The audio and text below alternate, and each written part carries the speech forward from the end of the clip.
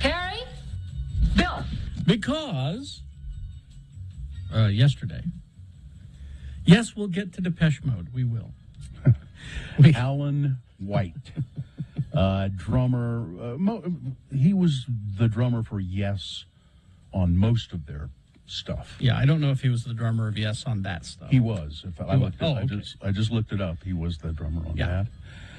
We forget, at least I have forgotten, that Yes was considered a progressive rock band, which means breaking out of the rock and roll mode a lot of times and doing different things. And it's like, so in that song, which is a pretty good song, that there are all those unusual breaks in it, where they, and that means you're progressive when you do that, I guess. Yes.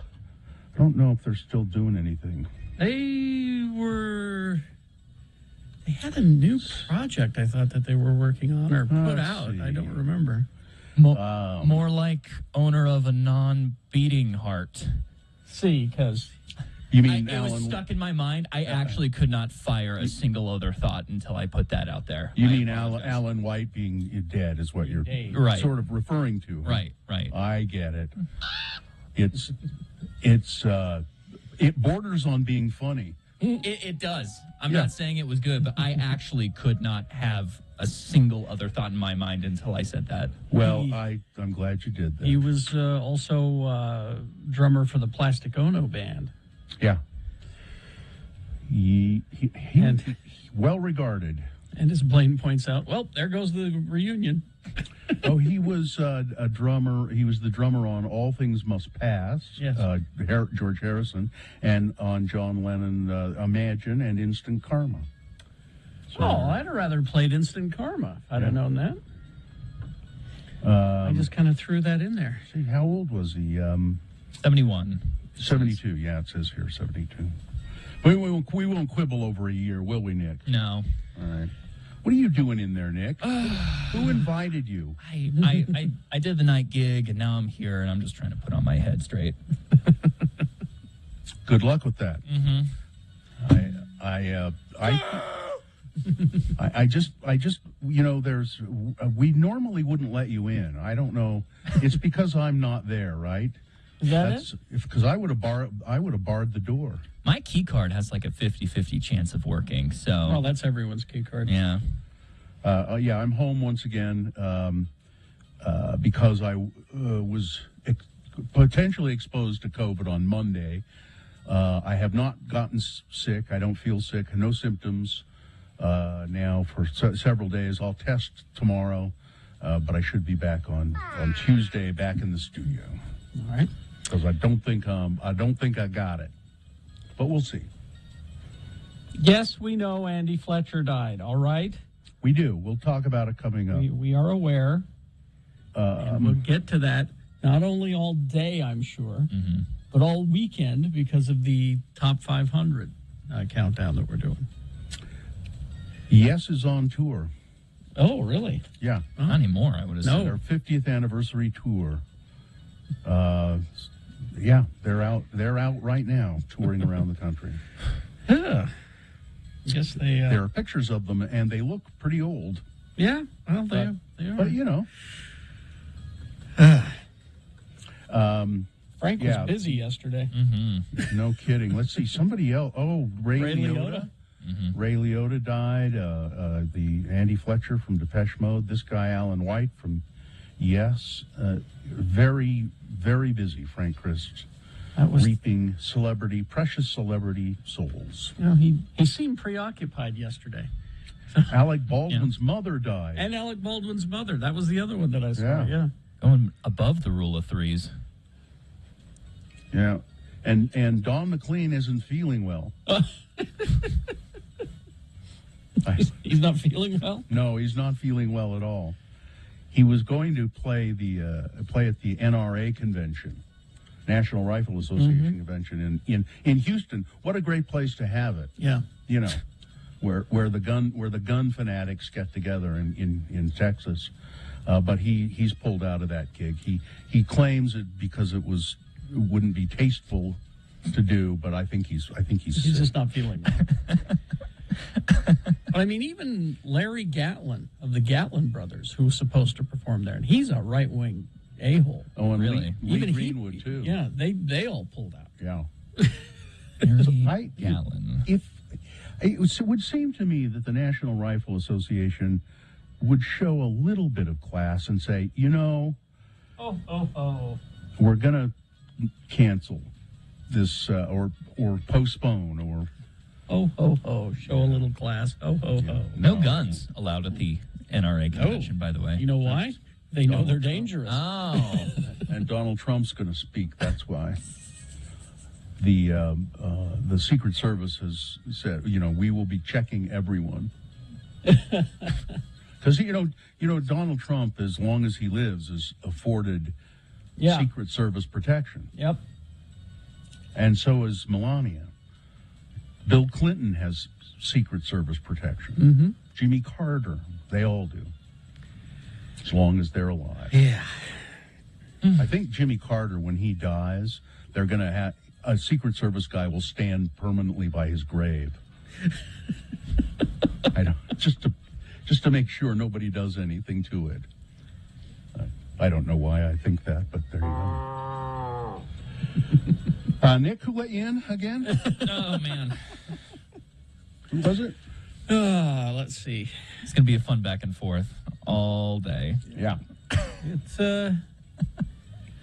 It's been a weird week. Yes, it has. It's been weird for me too, just being home. I mean, it's kind of nice because I can just get up and walk upstairs and be on the radio, but I don't know. I don't like it as well as being, even with that wonderful perk. How have you been keeping busy at home? Well, I had a lot of chores. I have a lot of honeydews. Yeah? Yeah, a lot of honeydews. Got my list. I had to paint the barn.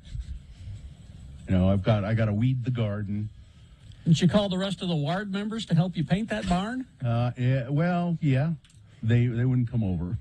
to do it yourself. Dorothy from the ward? Yeah.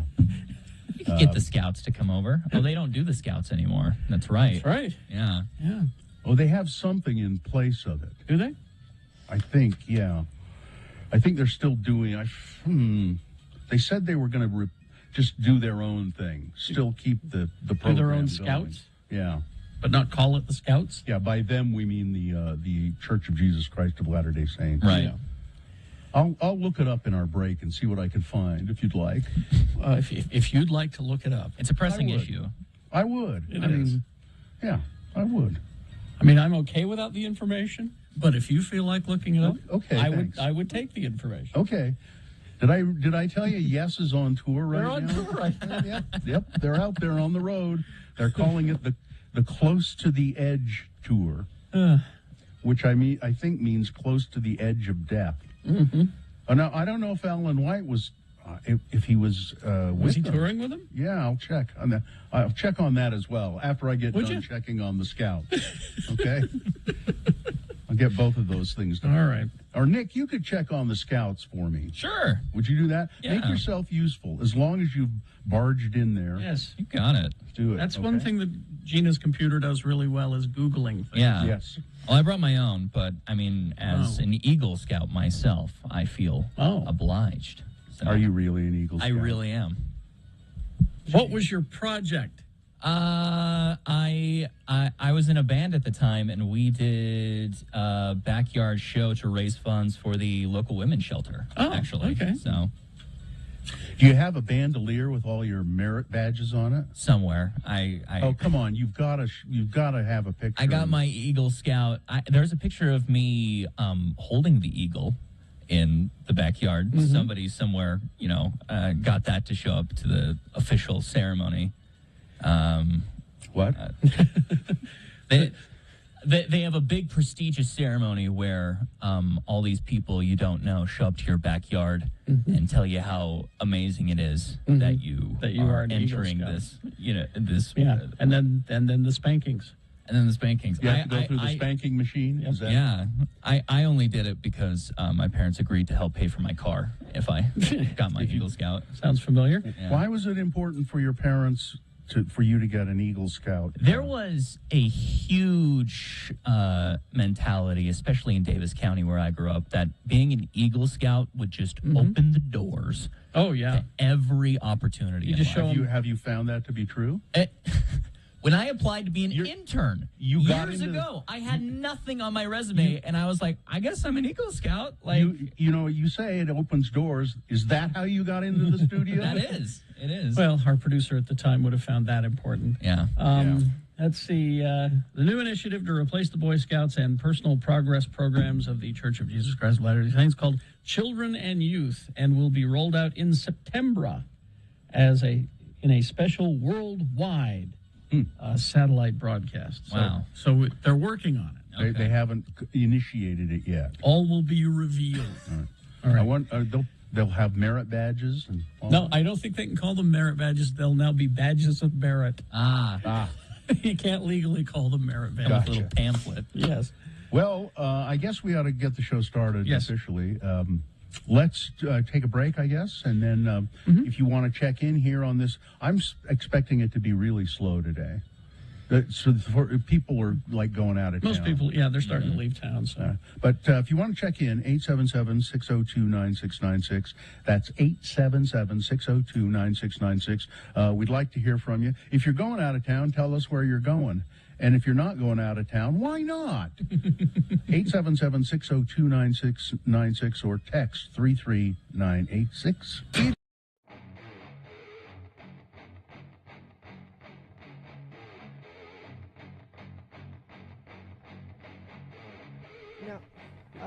Now I got a DM'd by Chainsaw Guy, because he's right out.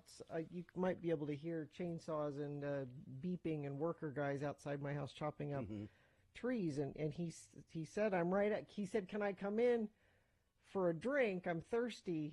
Don't worry, I'll wear my mask. And if you guys don't mind if I bring him in for a minute. He wanted to say hi. Well, okay. Is it safe? I mean, can I see him? Where is he? All right. Go to x96.com/live. I can't see him. Where is he? He's right there. What? Oh, there he is. He's apparently at Carrie's. How can you tell with the split screen technology? I'm not. Wait a minute. He's in my house. That's Chainsaw Is that your Guy house? at my house. Yeah, sure. Sure, as far as you know. Okay. Hi, Chainsaw Guy. There. I'll bet he's been really busy, haven't you, Chainsaw Guy? Yes, I have. Wait a minute. There you go. That's right. I've been really, really busy. You know, people have been calling me all the time about, they say, hey, Chainsaw Guy, a bunch of trees came down in the big windstorm. What should I do? And I say, well, you just get a chainsaw. You know? Well, it seems pretty easy, doesn't it? What I did, I just got a chainsaw, yeah? You know what I do? I call somebody who owns a chainsaw. I call a friend who has a chainsaw and have them come over and do it for me. That's right. And don't call me, though. I'm too busy. I'm as busy as a one-armed paper hanger. As a one-legged tap dancer. I don't know. Do you have your chainsaw handy there, Chainsaw Guy? I don't know. Do I? I'm not sure if I do or not. Because I have a question for you. Oh, you do? Yeah. Okay. Well, let's... Okay, so if you ask a question, maybe I'll fire up my chainsaw. Okay. What's your question, Gina? Well, Chainsaw Guy, I have this really big tree that fell down in the windstorm yesterday, and it's blocking the road in front of my house, and I can't get out to get the mail. Chainsaw Guy, what should I do? Well, it's pretty simple. All you have to do first is you take your away, and then you take a higher cloud, and then the weather cover. And now the weather is breeze, and it's going to around the water, and then you take it down. And then, if it's you can't get it in, and then you grab it down, and you grab it up here, and you say, and then, you turn it around, and then everything is all right. Oh, thank you, Chainsaw Guy. That's very helpful. Don't forget the part about taking off your clothes. Chainsaw Guy, I'm just curious. I'm just curious because, I don't think it's safe that you be in the house, a stranger's house, because your mask has holes in it. I'm not contagious, honest. Honest. You're dangerous in other ways, aren't you? That's just sawdust. That's all it is. That's just sawdust. Okay. All right. Well, thank you, Chainsaw Guy. Thank you. Thank you very much. Oh, dear. You better get back to work, I think, Chainsaw Guy. Is he gone? Yes, he just left. Okay, good. Yay, thank you. God, the things we do for you, Gina. I don't know what. That was elaborate. It was. Don't forget the part about taking off your clothes. It's very important. Yeah. To getting the trees cleaned up. Mm-hmm. Well. No, it's not Halloween already. That just depresses me. There's not going to be any trick-or-treating this year, is there? No. I'm not going to participate in any. No. I usually have candy and comic books for the kids, but no, I don't want you coming to my house. I'm sorry. This is not happening. And Los Angeles, it's funny because Los Angeles initially announced no trick-or-treating. Mm-hmm. And then they had to walk that back because they realized why? I don't know. I think they caught a lot of flack for it, and they said, now we're saying it's discouraged. Trick-or-treating is discouraged. Yeah, because, see, Gina, before they were saying, we're going to station snipers around the city and shoot people who are trick-or-treating. But now they had to walk that back. They had to walk that back a little.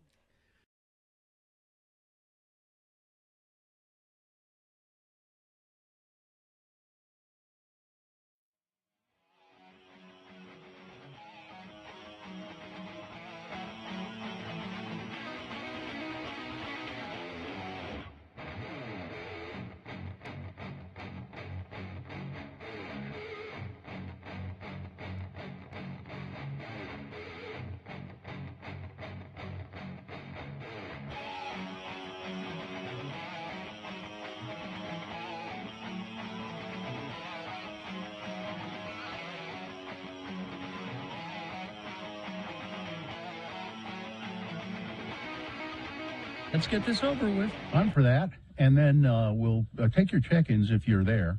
877-602-9696 is the number to call and say good morning. Mm-hmm. Or you can text us at 33986. Nick. Getting it over with, brought to you by the Young Automotive Group, is locally owned and has 25 stores, 8 locations in Ogden alone. Shop Ogden Automotive and Power Sports today, and check out our inventory online at youngautomotivegroup.com. Think Young, think Ogden. The moon is just about gone, 8.2% of full. It is, of course, a waning moon. The moon will set today at 6:21 p.m., today being Friday. It's the 27th day of May in the year of our Lord Jesus Christ, 2022. And this is the Radio from Hell show, the morning show that is desperate to be relevant and topical, relatable to the average Jack and Jill. And that's why we will continually remind you that the gas prices are really, really high. I mean, the price of gas is through the roof. It cost me like $50 to fill up my tank, and that's really going to hurt my travel plans for this Memorial Day weekend. You're relatable.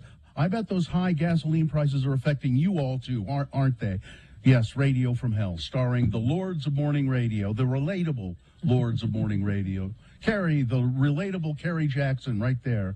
I'm the relatable Bill Allred. The relatable Gina Barberi is not here today, so Nick is filling in for her. Nick's your buddy, Nick's your pal.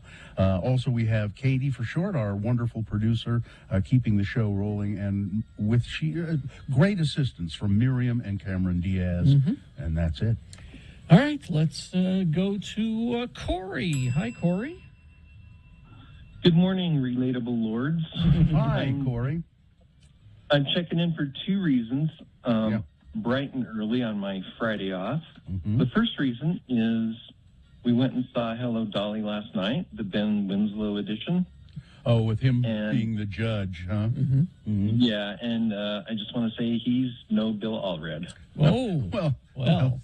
thank you, I guess. Did the judge have more than one line? Or?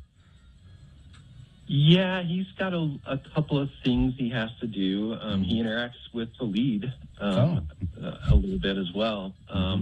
He was adequate. I could see Bill doing a much, much better job. Well, of course. Thank you. But the play was really great. I had only seen bits and pieces of Hello Dolly on the TV, and it was really good. And Paige Davis was really amazing as well. Yeah, it is an entertaining musical.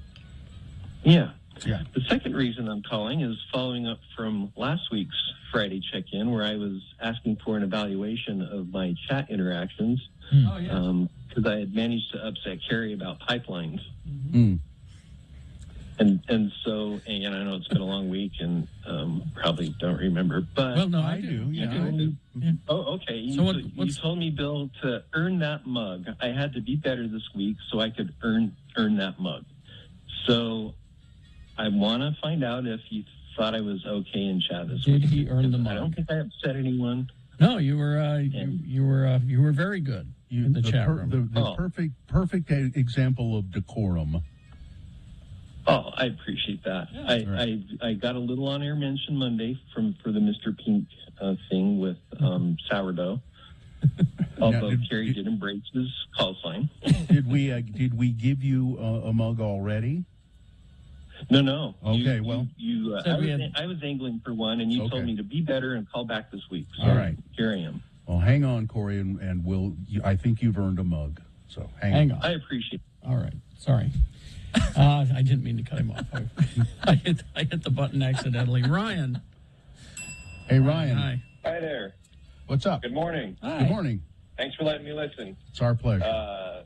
So I texted in yesterday near the end of the show with a poorly timed joke about Joe Biden being the problem with gas prices. And I just wanted to call and make myself clear that I do not actually believe that. That's a coworker of mine. It's an argument I got in yesterday, actually. So just wanted to make sure I call and clarify my position, knowing that the president has no control over gas prices. Yeah. Well, it's just text. It's hard to do sarcasm, right, in text. Yeah, you can't do sarcasm in tone in text. So I figured I'd call and check in and say good morning. What you could try is after you do the joke, do a /S, and that denotes sarcasm. That sarcasm. Way you know. I gotcha. Yeah. See, helping me Always out. helping. I'll remember that. That's although I would take exception to one thing that you said there, that the president has nothing to do with gas prices.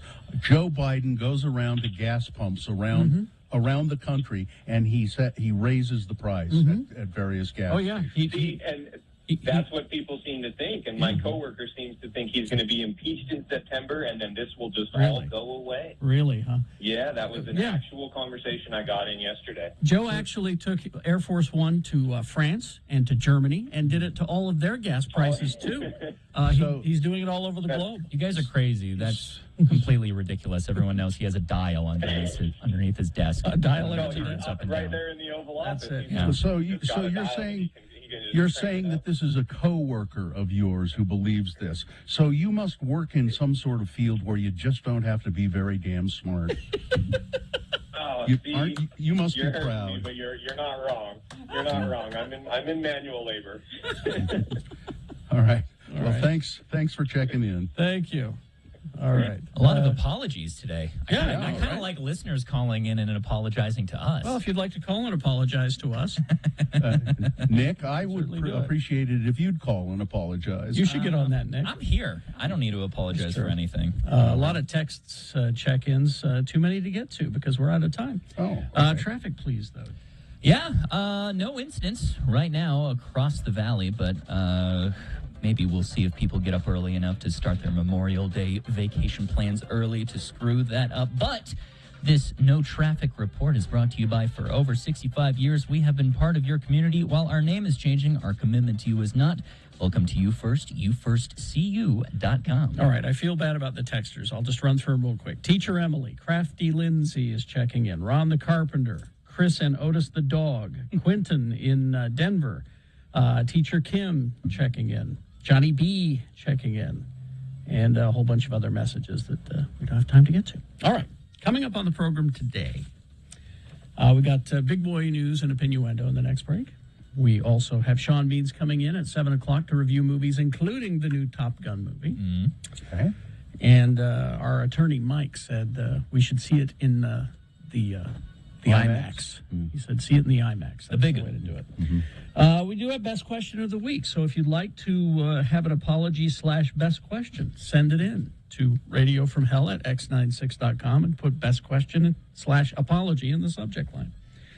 Let's see. And have another drink with Jimmy the Wine Guy coming up. All of that on the way. Also, Beat Gina. Big show coming up.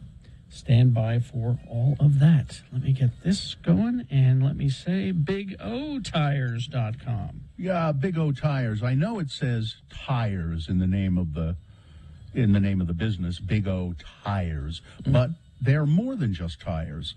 You can go into a Big O for brake work, alignments, batteries, fluid, oil changes, all of that kind of stuff. And Big O offers financing options, and they'll tailor those just for you. Big O Tires, the team you trust. They're having a sale, by the way. Now, they offer the lowest price on every tire every day. But they also occasionally have sales, and right now you can buy 3 and get 1 free, a 4th tire free on select sets of in-stock tires, plus a free conventional oil change. There are Big O Tire stores all over the place. They're locally owned and operated, and another nice thing about it is you can schedule an appointment online. So go to bigotires.com. They are the team you trust.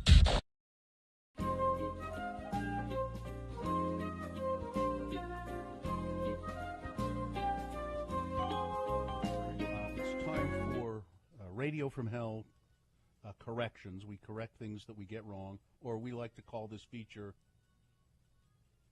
Excuse me. Excuse me. If you go to x96.com/live, you can see Comic Book Guy saying, excuse me, but I don't think that's the case. I'm here to make the proper corrections. All right. God forbid you go throughout life not knowing the right. Correction number 1 I have. Earlier in the show, we were talking about traveling in Switzerland and Austria, and Carrie was talking about Lake Luzerne in Switzerland and how lovely that was. And I said, remember when we went to Austria and we were having fondue, and I think I may have said that Austria is the home of fondue. Excuse me, my ears are hurting. Switzerland is home to fondue, not Austria. They're right next door to each other. If you had fondue in Innsbruck, it's no wonder it didn't go well. Austria is meat and potatoes, not fondue. Excuse me. So thank you for the correction. Switzerland, home of fondue. Well, we have another correction. Yes. Country correction. Ooh. This is another excuse me for Bill. A few moments ago, we were talking about President Trump flying to Scotland. Yeah. And Bill said, well, Scotland isn't part of the UK anymore because of Brexit. It most certainly is still a part of the UK. The UK now consists of England, Scotland, Northern Ireland, and Wales. That's the UK now, post-Brexit. But it's still part of the EU, right? No. Scotland? I'm not going to say. Scotland's not a part of the EU? I think it is, I don't isn't know. it? And that was part of the deal, was that they had the border in Scotland, and there was part of the contention? That's what I thought, too. Well, you were saying Scotland is not part of... Well, now we have to do... Listen, if this was about the Silver Surfer's real name, I could weigh in. The people of Scotland voted decisively to remain with the European Union in 2016. The Scottish government was the first administration in the UK to set out a substantive policy response to Brexit in 2016. They have said, we are a part of the European Union. All right. So it's they're not... Ireland is part of the EU, not Scotland. Scotland is talking about leaving the UK, as they always have. Well, they voted to stay with the European Union in 2016. So on December 24, 2020, UK government and the EU announced agreement on core elements of the future. Scottish government has conducted initial analysis agreements, their implications for Scotland. The assessment confirms the Scottish government's long-standing view that Scotland will be worse off outside of the European Union, so they are going to remain with the European Union, which means essentially they're not part of the UK, right? Scottish ministers have consistently highlighted that the UK government failed to engage meaningful with the Scottish government on Brexit. The Scottish government... EU countries are Austria, Belgium, Bulgaria, Croatia, Cyprus, Czech Republic, Denmark, Estonia, Finland, France, Germany, Greece, Hungary, Ireland, Italy, Latvia, Lithuania, Luxembourg, Malta, the Netherlands, Poland, Portugal, Romania, Slovakia, Slovenia, Spain, and Sweden, not Scotland. Scotland is still part of the UK. All right. It's confusing. And the Silver Surfer's real name is Nurin Rad. Excuse me. All right. Was there some question? Listen, I don't know from Ireland or Scotland. I don't know. All right. But I can help you with this. All right.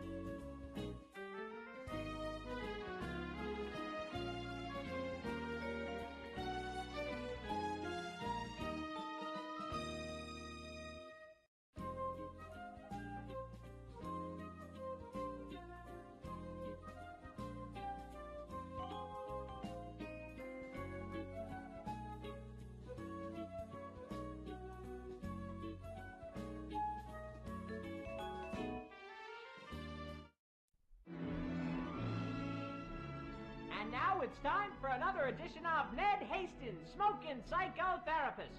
Brought to you by Iger Brothers Chain Link. Whatever your chain link need, be it fences, neck ornaments, or medieval armor, call Iger Brothers. We've been linking you up with the finest chain link products for over 30 years. And now Ned Hastings, Smoking Psychotherapist. Ladies and gentlemen, order. Order, please. It's time to get this committee meeting underway.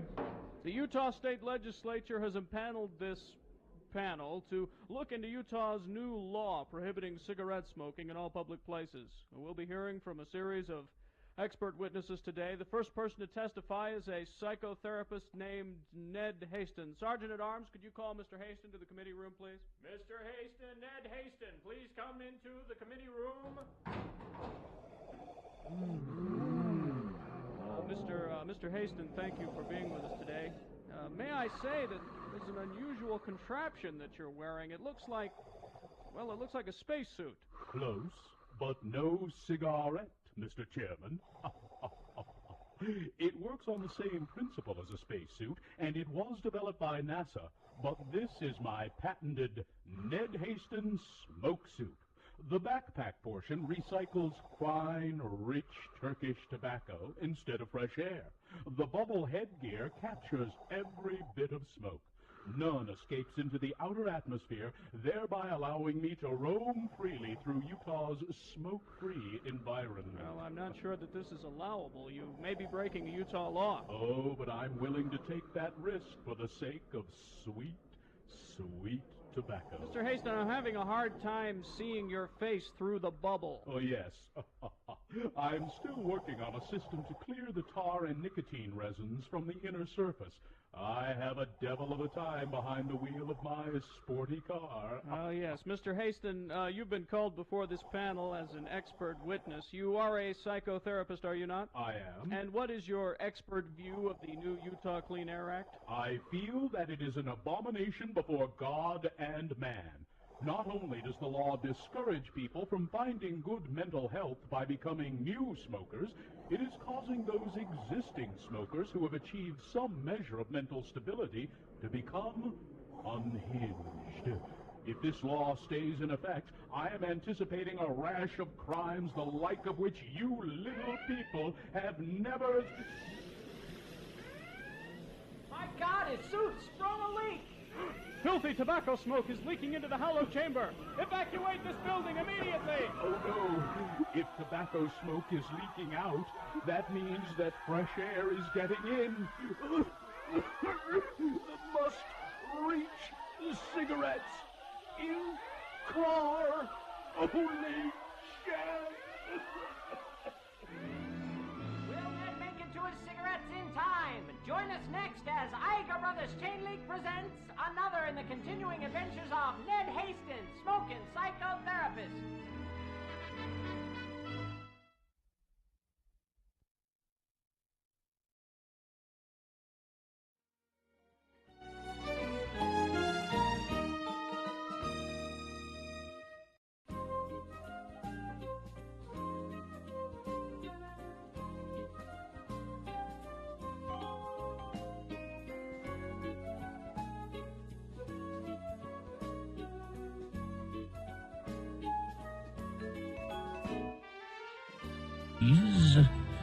And yeah, we're going to be paying tribute to Andy Fletcher probably all day. So yeah. Coming up, we got something. We'll go in depth on Andy Fletcher coming up. Yeah, coming up. Big Boy News and Opinioendo now, brought to you by... Tim Daly has new arrivals daily of pre-owned selection. Over 1,200 used vehicles to choose from. All makes, all models. Think Forever warranty. Think Tim Daly. So Nick is still there, huh? You still here? I'm trying, all right? In an attempt to be relevant, we want to remind you and point out the obvious, that the gas prices are really high. Mm-hmm. Are they? Yeah, they are. This makes but us you know what relatable. what hasn't gone up in price? Well, there has been an increase in the cost of chicken. 16.4% increase in chicken prices. But the rotisserie chicken at Costco, it's still only $4.99. Really? Yep. How does that work? What about they're famous for this. That is an extremely cheap price for a rotisserie chicken. They've kept that price constantly, and they're really good rotisserie chickens. Mm-hmm. I mean, they're big, plump, delicious chickens. You know what, Bill? This talk about rotisserie chickens also makes you relatable. Yeah. Mm-hmm. Oh. Yes. Yeah, and I have to struggle to be relatable. Yes. But how that works is they keep the chicken price low because they know people will spend a lot of money on other stuff. A lot of people go to Costco mainly because they like the rotisserie chicken. And then they'll spend a lot of money on me. I like the chicken bake. I like going into a Costco, picking up some nice Kirkland jeans and a chicken bake. I will only get the rotisserie. I will go in and get the rotisserie chicken, and that's it. I don't spend any other money. You'll show them. You'll show them. It's awful. I go to Costco and I never get out of there without spending less than $150 or $200. I don't know why that happens. Once again, this radio show is so relatable. Yeah. Tragedy. Ray Liotta has died at the age of 67. He was filming a movie in where was he? It's not in this country. He was somewhere else. And the Dominican Republic. Was at this point, but they say Ray Liotta died in his sleep. As soon as I heard about that, I immediately went to YouTube and I wanted to see my favorite Ray Liotta scene of anything that he's ever done, which is the movie Hannibal.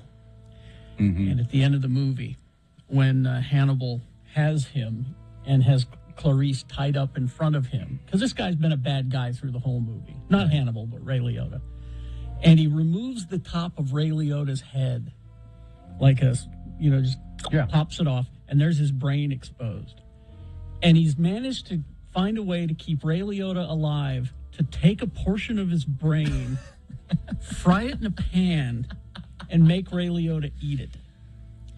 Great, yeah. And Ray Liotta is so good in that scene. Yeah, Ray Liotta was also in I think it was a 2-part episode of ER, where he played a guy who was dying of acute alcoholism, and he was just brilliant, just brilliant doing it.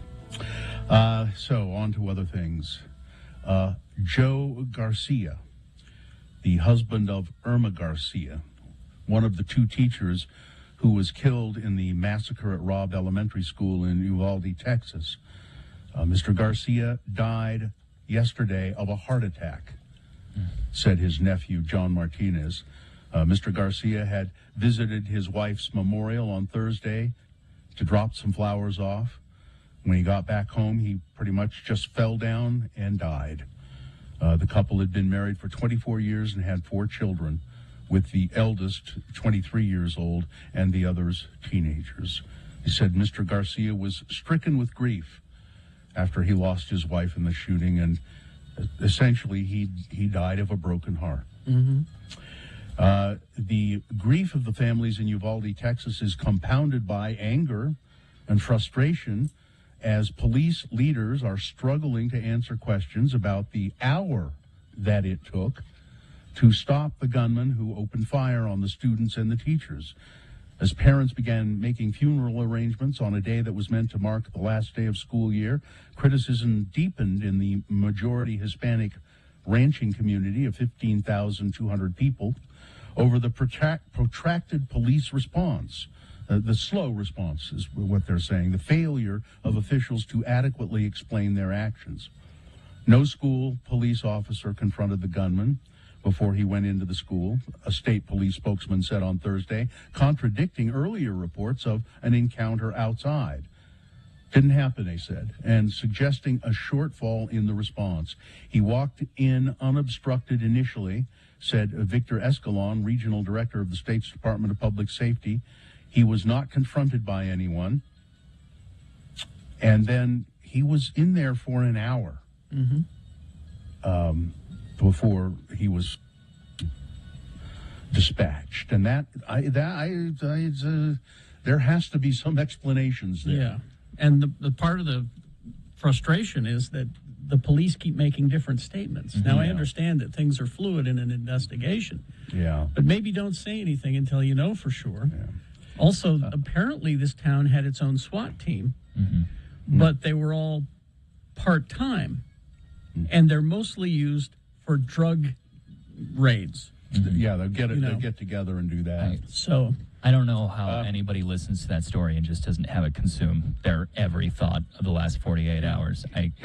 To put it into perspective, it was enough time for parents to learn about what was going on, show up and ask them to do something about it, and nothing was happening. So here's something that'll make you mad as well. Daniel Defense, the company that made the rifle that this guy used to kill 21 people, company of Daniel Defense, was one of nearly 500 gun and ammunition makers and retailers that collected a total of $125 million from the Paycheck Protection Program.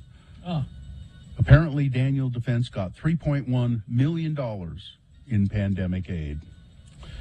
Over 5,600 now new COVID cases in Utah, 12 deaths over the past week. The rise in cases, along with 139 new hospitalizations, follows a trend over the past 2 to 3 weeks. And that's happening around the country as well. 20 of the patients that are in hospital are in the intensive care unit. The Utah Department of Health said that 26.5 of wastewater states across Utah showed elevated or increasing COVID levels. Utah father and son charged in the January 6th Capitol riot.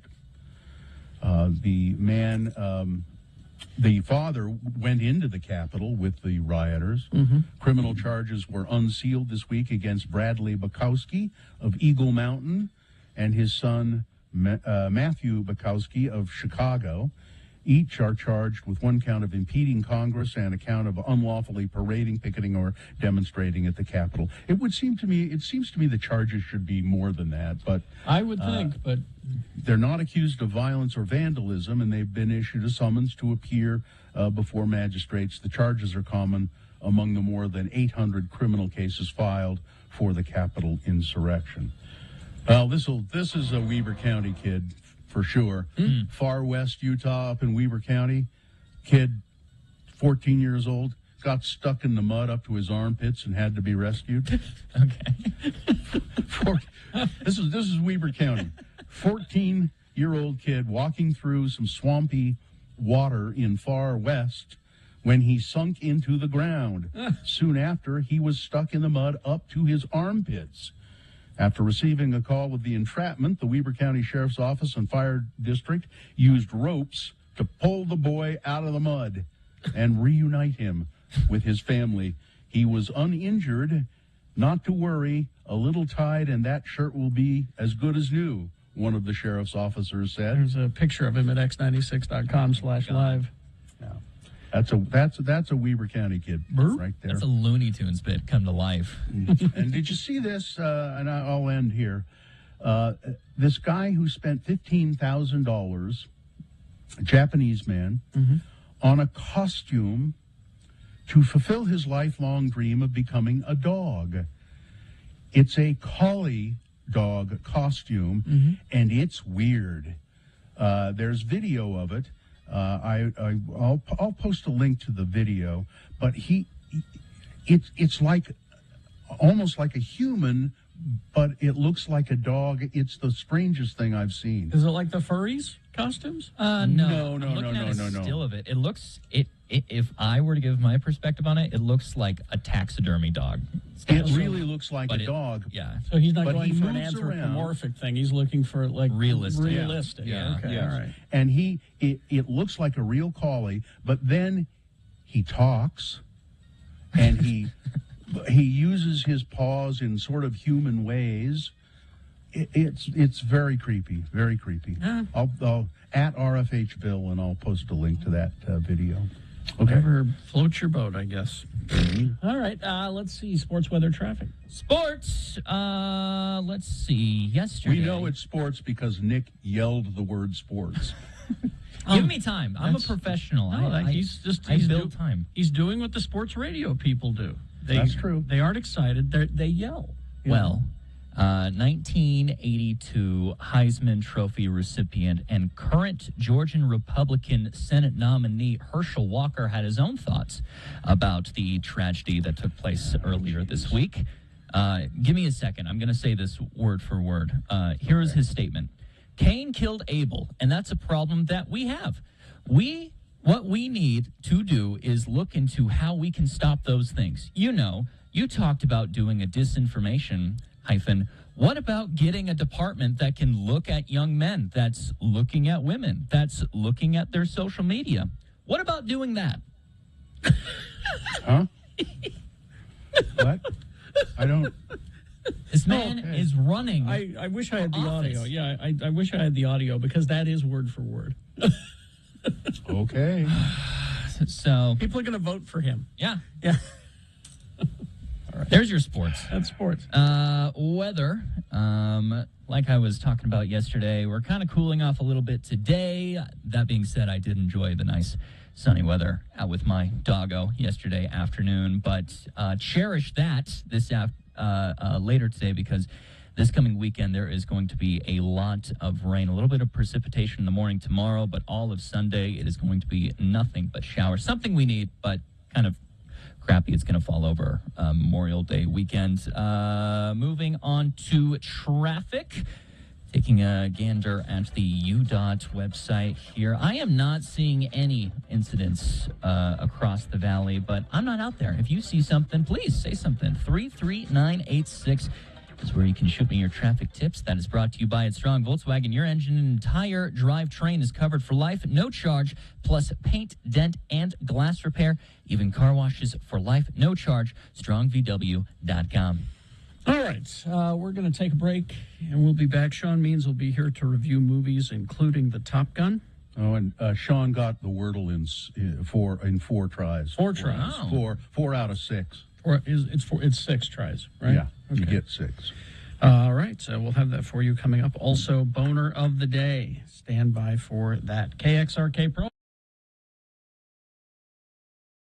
Now, I have a little bit of advice for people for St. Patrick's Day. Okay. I saw this online today, and it says these are clever things that you can do. I bet they're not clever. For your St. Patrick's Day shenanigans. These are clever captions you could use on Instagram, for instance. Okay. And I'm saying if you do these things, you're a fool. You should not. Here, St. Patrick's Day captions for friends and loved ones on your Instagram posts. So as you post your stupid Instagram drunken pictures, you should caption them with things like this. I'm not Irish, but kiss me anyway. No. Don't do that. This is clever. These are clever things that people have thought up for you because you're not clever. How about this one? Irish, you were here. No. Never. No? How about this one? Don't use that. About to get lucky, insert shamrock and wink face emojis. No. Lucky me, I have you. No? I mean, that's just nice. I Irish don't mind whiskey that one. makes me frisky. I do like Irish whiskey. Oh, yeah. How about funny St. Patrick's Day captions for eating, drinking, and being Irish? The leprechaun made me do it. Take a picture. It'll last longer. Picture like as in picture of beer. No, Okay. boo. That is bad. The patty don't start till I walk in. That was kind of funny. It is. It made me laugh. The patty don't start till I walk in. It's a Kesher reference. The patty don't start. No. Okay. Ready to get shamrocked? No. No. How about, okay, cute St. Patrick's Day captions for babies and kids. Oh, okay. Okay, here we go. I'm telling you, don't use any of these. Little Miss Lucky Charm. So if you put a picture of your kid This there. is like Instagram stuff. Wee bit of trouble. Oh. My little good luck charm. Okay, Irish blessings and proverbs to use for St. Patrick's Day. Let's try these. Maybe these. Wind at your back and road racing. May your pockets be heavy and your heart be light. May good luck pursue you each morning and night. Well, that's okay. Okay. A little wordy, but yeah. How about? Now these are all terrible. Yeah. What do you do? What are you doing for St. Patrick's Day? Nothing. I'll be in Las Vegas. Oh, that's right. Oh, that's right. Oh, crap. Oh my. Oh, Bill, that's a horrible time to be in Vegas. You just realized that? I just realized Oh that. no. Oh, this is now bad. wait a minute. That's almost like being in Mexico on spring break. Yeah, Now, this wait. is bad. Wait a minute. What? St. it's St. Sunday. Pat's is Sunday. I'm gonna wait a minute. It's on Sunday, right? Yeah. Yeah. So what exactly am I going to be doing on Sunday? Let me Oh, see. this is Don't leave bad. your I'm don't gonna leave your be- hotel room. Yeah, don't leave the pool. Sunday, I'm going to be. I'm going to go. I'm going to be at the Piff, the Magic Dragon show. It's on Sunday. Yeah. Well, though you might be okay if you're at. I just wouldn't be out on the street. Everybody in the audience is going to be drunk. Yep. Oh, yeah. Really, really, really Oh, drunk. yeah. Absolutely. So you should be just No, well, so you fit in. no. I wouldn't, don't go to Vegas on St. Patrick's Day New Year's Eve. or New Year's. I know I did New Year's in Las Vegas. And, oh, man, what a mess. What an absolute mess. I mean, I didn't even think about that. I just, Oh, wow. so Well, maybe you should take one of those cute sayings with you and use Yeah. it. kiss me, I'm Irish. Yeah. No. No? No. So I will be sober so that I can fend them off. You take your cudgel. I have one on my desk. I know. Take it. I will. You can beat people away from you as you go through the crowd. And I wouldn't be sober if I were you. Otherwise, you wouldn't be able to take. You know, if you're sober, it's going to be worse. Well, I'm just afraid I won't. I'm just afraid if I'm not sober, I will get in a fight. If I'm drunk, I'll get in a fight. Stay in your pool. Yeah, don't get in a fight. Yeah, don't do that.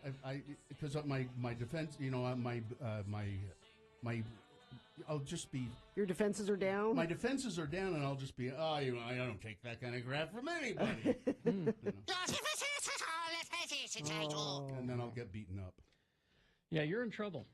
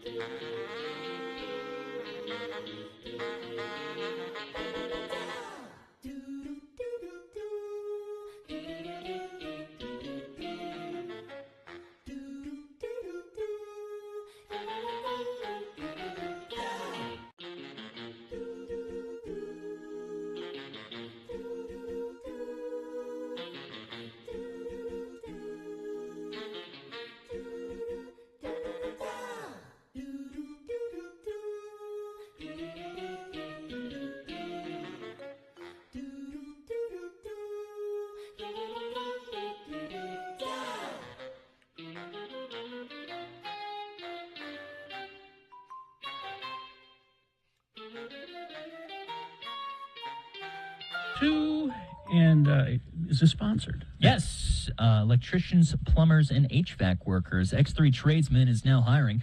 Work for the leading tradesman employment staffing agency, X3 Tradesman. Electricians, plumbers, and HVAC workers. Apply now at x3tradesman.com. That's X, the number 3, tradesman.com. Well, here he be, Sean Patrick Means. He's the culture editor for the Salt Lake Tribune, and he's also a film reviewer, and he does all kinds of writing for the Tribune, and you can read his stuff, sltrib.com, but Sean, it's probably best to go to moviecricket.net, right? That's where the reviews are, yes. Yeah, okay. And Sean, I'm just going to compliment you.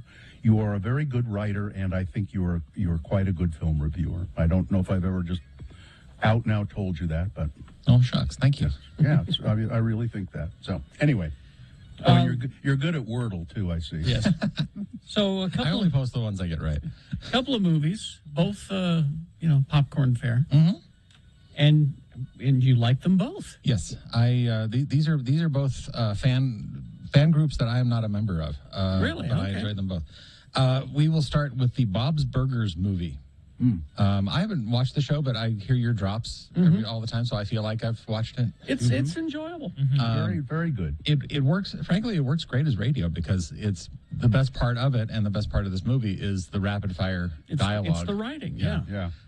So we have the Belcher family. Bob and Linda, the parents, they run their burger restaurant in a seaside resort town, and their 3 kids: Tina, who's the oldest and the quietest; Gene, who's the only brother who's kind of weird; and Louise, who's the youngest and kind of bossy, and she wears the pink hat with the bunny ears, rabbit ears, which is a plot point here. Oh, so the movie starts. Bob and Linda are asking their bank for an extension on their loan, and the bank says no, so they have to drum up business in a hurry, and that's when the sinkhole opens up in front of their building, restaurant. Blocking the front door. So they try to ask their landlord, Mr. Fishoder, who, as in the series, is voiced by Kevin Kline. Yes. To ask them to let them delay their rent so they can make the loan payment. Mr. Fischoeder, though, has bigger problems because Louise goes into the sinkhole and finds a corpse. Uh-oh. And Mr. Fischoeder is suddenly wanted for murder. Well. So, of course, the kids have to solve the murder. Oh, and there's your movie. There's your movie. Okay. This is very funny stuff, and the funniest parts, like I said, are that fast-talking banter between the three of them. Dan Mintz, who's Tina, Eugene Merman, who's Jean, and Kristen Schaal as Louise. I find it very funny that in a family of 5 where 3 of them are women, only one woman is hired as a vocal person. Yeah, Kristen Schaal, yeah. Because Tina is voiced by a guy, and so is Linda. Yeah. So, yeah. They're just, whoever cast these people, these voices, was just, that's where the brilliance comes in, is in the casting. They just are great. Yeah, and I haven't watched this show, but I am such a big fan of H. John Benjamin because I watch Archer. Yeah. And there was the episode where Archer woke up from a dream and he was flipping burgers in a nondescript burger joint. It was hilarious. Have you heard? Benjamin says somebody said you use the same voice for both of those characters, and he said no, I don't. And then he said, here's how Bob sounds, and he says a line, and then he says, and here's how Archer sounds, and he says, and it's exactly the same. Did you hear the difference? He says. I can hear the difference because Archer is supremely confident when he shouldn't be. Exactly. And Bob is very much put down by life. Exactly. So. And if you ever get a chance to see the guy who does the voice of Tina, it's so strange because that's his voice. He's not really putting it on a lot. Is that Mintz? He kind of looks like Tina too. He does a little bit. Is that Mintz? I can't remember his name. But I still don't understand why H. John Benjamin wasn't hired to do Garfield in the next movie. Exactly. Who needs Chris Pratt? Exactly. There's a lot of laughs here. Bob's Burgers movie playing in theaters, and I'm giving it 3.5. 3.5 for Bob's Burgers. And stay for the credits because there's a post-credit scene that's really funny. Of course there is. So, Top Gun Maverick. Top Gun Maverick. Yes. Now you went back and watched. I was going to say, I remember fondly the first time I saw Top Gun. It was 2 weeks ago. 2 weeks ago. You went back and watched it. I went back. I still haven't seen it. Yeah. So. I was a senior in college when that movie came out, and maybe it was, I was an elitist snob or whatever because I was a college kid. I'll admit it. Or I was in the middle of finals and too busy. I don't know. I don't remember. Anyhow, so I watched it again. And I watched it finally, and what struck me about it was that the flying sequences for 1986 technology were really good. Yeah. Really solid, really sharp, really exciting, really brought you into the moment of being in the air. The problem was that when you got Tom Cruise on the ground and having to be and human interaction with other people. Yeah. Tony Scott, the director, to whom this new movie is dedicated because he died. People weren't his thing. Good looking, making them good looking, making everything good looking. That was his thing. Human interaction, not so much. Well, Sean, what about that great chemistry between Tom Cruise and Kelly McGillis? I mean, it was burning. There was more chemistry between Tom Cruise and Val Kilmer. Yes, there was. And there's a whole monologue Quentin Tarantino does in a movie, in an indie movie, about that very thing. And how this is like how that was like the most gay movie of the 80s. Yeah, and there's stuff in this new movie that backs that up a little bit. Okay, because Val Kilmer does show up. Yeah. So the good thing about the new Top Gun Maverick is that the technology has improved in the flying sequences. Everything's state of the art. IMAX cameras puts you in the cockpit, and they make a great show of putting the actors in the cockpit, making it look like they really fly, especially Cruise, and it's really dynamic and exciting. The other thing that we've gotten better at in the last 36 years is demanding that our action movies actually have characters. Yeah, and we're better at that than we used to be. So and audiences expect more in the human interaction thing, and Cruise and Val Kilmer, they're good. So Maverick is still a pilot. A lot of admirals wish he was gone and wonder why he isn't already. Maverick. And there's one admiral who has his back, and it's Iceman. It's Val Kilmer. Okay. So Maverick is brought back to Top Gun, the training school for Navy flyers, to train the best of the best. I keep saying that a lot. Take a drink for every time they a say it. tough mission. They have to take out some enemy uranium facility, and they have to fly through a canyon and go over a mountain and avoid the surface air missiles. The best way, 6 words to describe the mission: just like Beggar's Canyon back home. Oh, there you go. Okay. There's a trench. Okay. Yep, exactly. So it's up to Maverick to train the pilots to do this and to get them ready for this mission. One of the pilots, Lieutenant Bradley Bradshaw, is call sign Rooster. He is the son of Goose. Oh. The Anthony Edwards character from the original. Yeah. And there's a big chip on his shoulder and a big mustache on his face because he's played by Miles Teller. Miles Teller. And so you have that interaction going on. Thanks for alerting us that Miles Teller is in this, because I will avoid it. For some people, that is a red flag. I understand. Yeah. I enjoy him, actually. I mean, as an actor. So Cruise gets to emote very strongly in this movie, even sheds a tear or two. Val Kilmer has a great moment. Jennifer Connelly is in here as an old flame. She's pretty. She's very lovely. Yes. Yes, she is. And it's exciting. It's fun. It's a little cheesy, but that's what you want out of this sort of thing. Now, I've been told that IMAX is the way to see this. If you are going to go see it on IMAX. They did shoot a lot of the flying sequences in IMAX. You get that full feel, you get that full rush, and what else do you want in a Star movie, really? I'm going to take exception from one thing that you said, Sean. I'm pretty sure that Tom Cruise flew the plane himself. I'm pretty sure. He's getting to that point. Somehow, and you watch the Mission Impossible movies, somehow when we weren't looking, Tom Cruise turned into Jackie Chan. Yeah. Yeah, that's a good point. Yeah. And as doing all of his own stunts and breaking his own legs and all that. But he does look like he's flying, and I will leave it to the experts to decide how much he is really doing and how much of it is somebody behind him. That's the magic of the movies. 3.5 stars. 3.5 for Top Gun Maverick. For Top Gun Maverick. Well, all right. Good weekend, Memorial Day weekend at the movies, I suppose. Is anything opening up next week, Sean? Next week, supposedly, we're getting Crimes of the Future, which is the new David Cronenberg. Oh man, I can't even stand the trailer. It's body horror and weirdness. It's got Viggo Mortensen, Lea Seydoux, and Kristen Stewart. And the word out of Cannes was that Kristen Stewart should be given statues and tributes and everything. Yes, really. Okay. It's a kind of light week because nobody wants to be in that sandwich between Top Gun and Doctor Strange. Jurassic World. Oh, Jurassic is World coming up in 2 weeks. That's right. Jurassic World Dominion, and nobody wants to be caught in that sandwich. Yeah. And Katie would like to speak to you about that. Katie, I have not yet seen Jurassic World.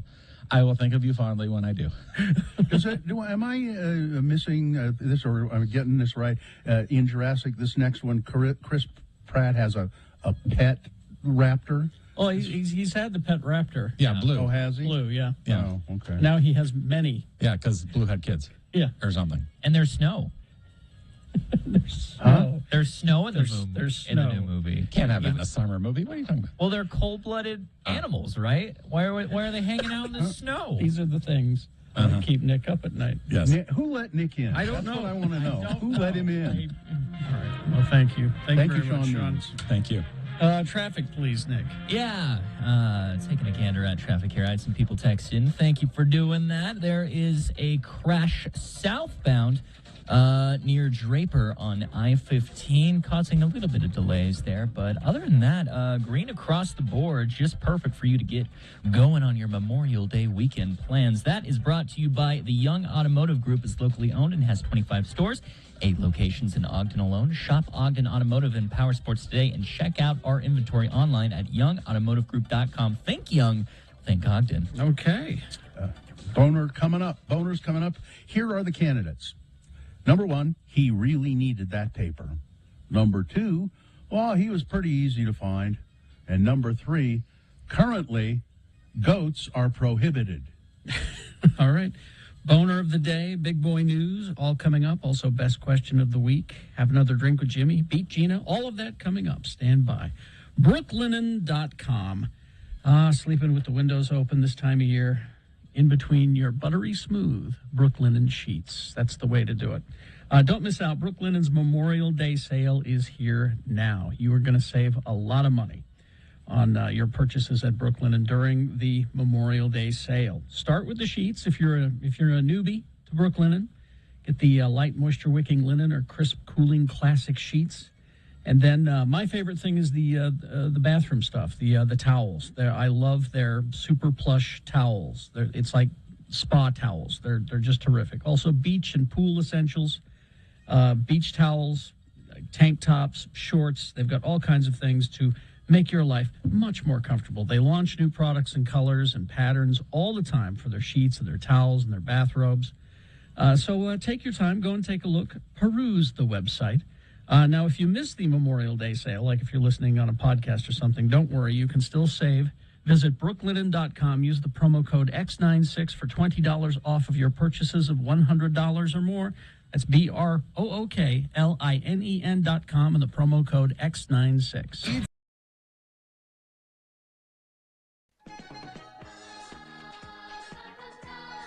Well, you came through, everybody. We got a flood of best questions, and don't worry, we're going to hang on to those. And perhaps if we don't read yours today, yours will get read on a different Friday when we do best question of the week. Keep them coming. Radio from Hell at x96.com. Katie, what is our best question today? Today comes from Missy Parrish. It says, "What cartoon character would you see yourself married to? In this situation, they're all single." Cartoon character. Well, Jane Jetson. Jetson. Now, you notice in our last break we said even stupid questions, and I think that we picked the dumbest one. But now, Bill, Jane Jetson, when I think of Jane Jetson, I remember the part in the opening of the Jetsons where she's asking her husband for money, and he pulls out his wallet and takes a couple bucks out, and then she grabs the whole wallet and just leaves him. That's you. You want to be married to that woman? Wow. Yeah, that's some consequences here, Bill. Yeah, Gina, because she's just like all women, you know. They just want money. Jane, if I could be married to Jane and Judy at the same time. Wait a minute. Now, mother-daughter? Yeah. That's weird. That's weird. You went weird, Bill. Well, and I also like Betty Rubble. I also kind of always like Betty Rubble. Yeah, there was an Barney's appeal to wife. Betty. But she and Barney, I wouldn't want to break up that relationship. That they do have a good relationship, you have to admit. So, Gina? but Jane Jetson. All right. Woody. Woody Woodpecker? No, Woody from Toy Story. Why Woody? Why Woody? Because he takes care of everything. But there's a snake in his boot. He takes care of everything. He's looking out for everybody, and he tries to please everybody, Gina, and that never works. Everybody looks to Woody to make everything better, and he's the moral compass of whatever group he's in. Now, everybody. Could we consider him a cartoon character specifically? I mean, he's animated. Yeah, but he's like a what do you call that kind of animation? That's a computer animation, so you have to decide whether you're a purist or not. Yeah. Oh, we're gonna go down that. Are you an inkist? No, I guess I'm not an inkist. It's Woody for me. Really? He can ride a horse. He's a gentleman. Yeah. Okay. I will go with the absolute sexiest cartoon character, Velma from Scooby-Doo. She's yeah. She's smart. No, she's hot. She's hot. Well, she's very smart too. Yes, that's true. But she's hot. I think it's the sweater. The base answer would be Jessica Rabbit, obviously. Yeah, but you want to be married to Jessica Rabbit? I she think seems that would, like trouble. She does seem like a trouble magnet. And also, think about it. She was an alcoholic, I think. Think about it. She has sex with rabbits. Okay? Think about that. Yeah, you don't want I don't think you want to be married to her. You might. That's a fun weekend. You don't want to be married to Jessica Rabbit. That's a weekend in Toontown right there. There you go. That's a weekend in Toontown. And then you walk away. You rub the ink off of your self and pretend it never happened, and then just have fond memories when you're old. You look up and you say, "Grandpa, what are you smiling at about?" And he'll just go, none of your damn business. You don't need to know. You want to tell me about her? No, I don't. Nope. Of course, there's Betty this and is Veronica. true. Sorry. Betty and Veronica from Archie Comics. Which do you choose, though, is the question. It's just they go together. Betty and Veronica. Bill keeps angling for two. Well, you keep doing this plural. I was born and raised in Utah. That's true. Your last name is Allred. Your polygamist roots are showing, Bill. Yeah. You're a cartoon polygamist. If you have to choose, you have to decide. I mean, Betty would be loyal to you for life and would love you forever. However, with Veronica, you got Daddy's money there. Yeah. Yeah, I'd go with Veronica then. If I had to make a choice, I'd go with the money.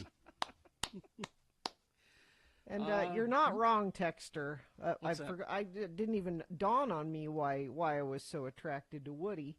Why's that? Because he's voiced by Tom Hanks. Tom Hanks. He is. Oh. That's part of it. Let's see. Someone is saying Luann from King of the Hill. I don't know. She also seems like she's more trouble. Yeah. Race Bannon from Johnny Quest. Sure. Mike Pence. Here's the thing about Race Bannon. Is his solution to everything is to throw a barrel at it. It's it works some of the time, not all the time. Let me throw a barrel at it. All right. Let's see. People are agreeing with me on Velma. It's the sweater and the glasses combo. Let's see. Clearly, the answer is Lola Bunny from Space Jam. Oh. I just found an article. It's 15 cartoon characters we secretly fancied, female cartoon characters. Here, Betty Rubble, Penelope Pitstop. Oh, yes, I remember Penelope Pitstop from the Wacky Races. Yeah, Daphne from Scooby-Doo. See, everyone went after Daphne because she, she was the tall, pretty one, but Velma was really the hot. Oh, the cartoon Wonder Woman is pretty hot. Yeah, she's all right. Yeah. Chitara. I don't know who Chitara is. Chitara from Thundercats. Oh yeah. Well, there you go. Pretty, I see her pretty now. hot too. Yeah. There are no men in this one. I'm sorry, Gina. Okay, sorry. Now Ariel the mermaid, she seems a bit young.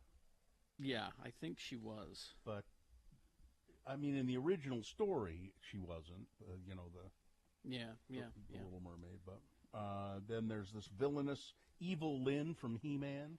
Yeah, well, yeah, I don't know. She seems like a lot of trouble. Betty Rubble, Betty Boop. Yeah. She's got that kind of misshapen head, though. Could be a problem, yeah.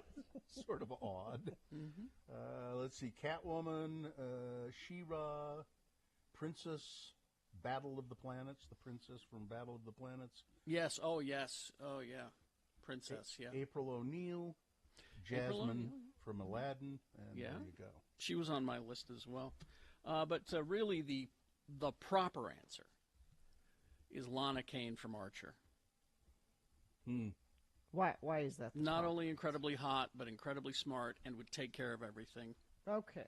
And would protect you and would just be great. Lana Kane from Archer. Okay. Just don't piss her off. All right. Yes, I'm getting thank yous for all the from all the ska fans now. Let's see, it's 7:23, time for Boner of the Day. 3 news stories. These are examples of bad, stupid, funny human behavior. You'll decide with your vote of these 3 candidates which one is the worst, which one deserves to be Boner of the Day for today, May 27, 2022. We'll give you 2 candidates now, a third after the news, and once you've heard all 3, you'll vote. One of you lucky random Boner voters will receive. Let's say AWOL Nation tickets. AWOL Nation? I'm going to say it like I just up and decided to do that myself. But you didn't, did you? It's on the sheet in front of me. Okay, now these Boner candidates I could have picked any number of boner candidates associated with the shooting in Texas. And I didn't because I don't know. These are trivial boner candidates is what I'm trying to say. I just think we needed that. So boner candidate number 1, he really needed that paper. A 38-year-old armed and intoxicated man robbed a Dollar General store in Ohio. The Dollar General is like the all a dollar or whatever. Police identified the man as Rodney Willis, and they said he had a gun in his waistband, and he walked into the Dollar General and demanded to speak with the manager. Police said that Mr. Willis then walked to the back of the store, grabbed a pack of toilet paper, and then walked out without paying. Employees told police that Mr. Willis continually touched the handgun in his waistband throughout the toilet paper thievery. Mr. Willis was later arrested by police, and he was charged with stealing the toilet paper. He really needed it, I guess. Really needed the toilet paper. Boner candidate number 1. I mean, if you're going to rob the Dollar General, you take a few more things. Take a Salisbury steak. Make a day out of it. What?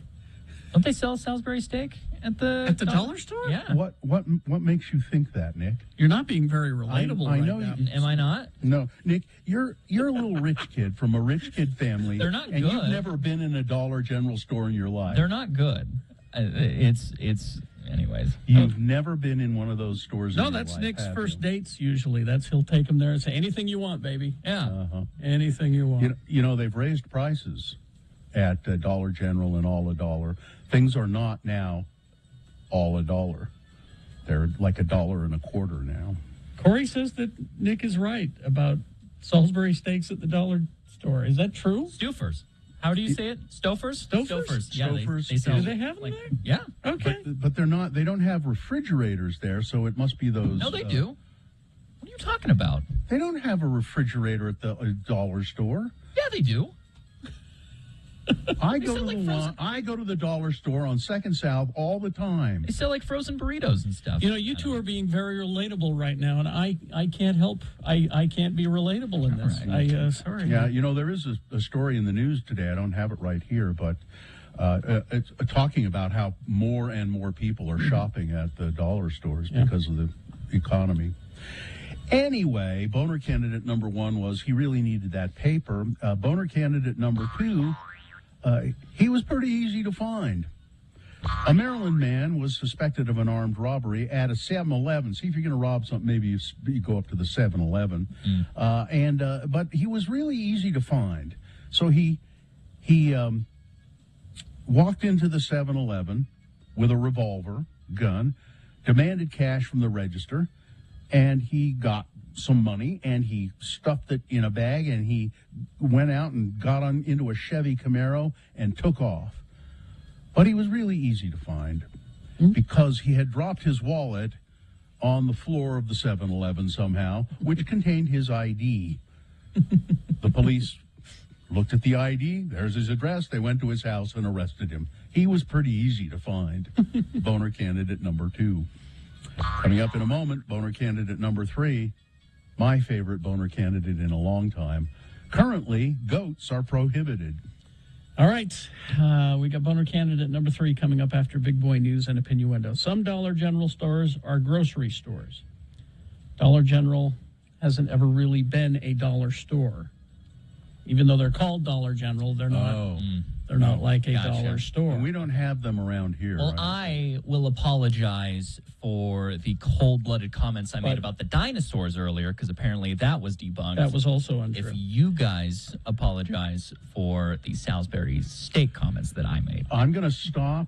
I'm going to go to the dollar store that I usually frequent. Okay.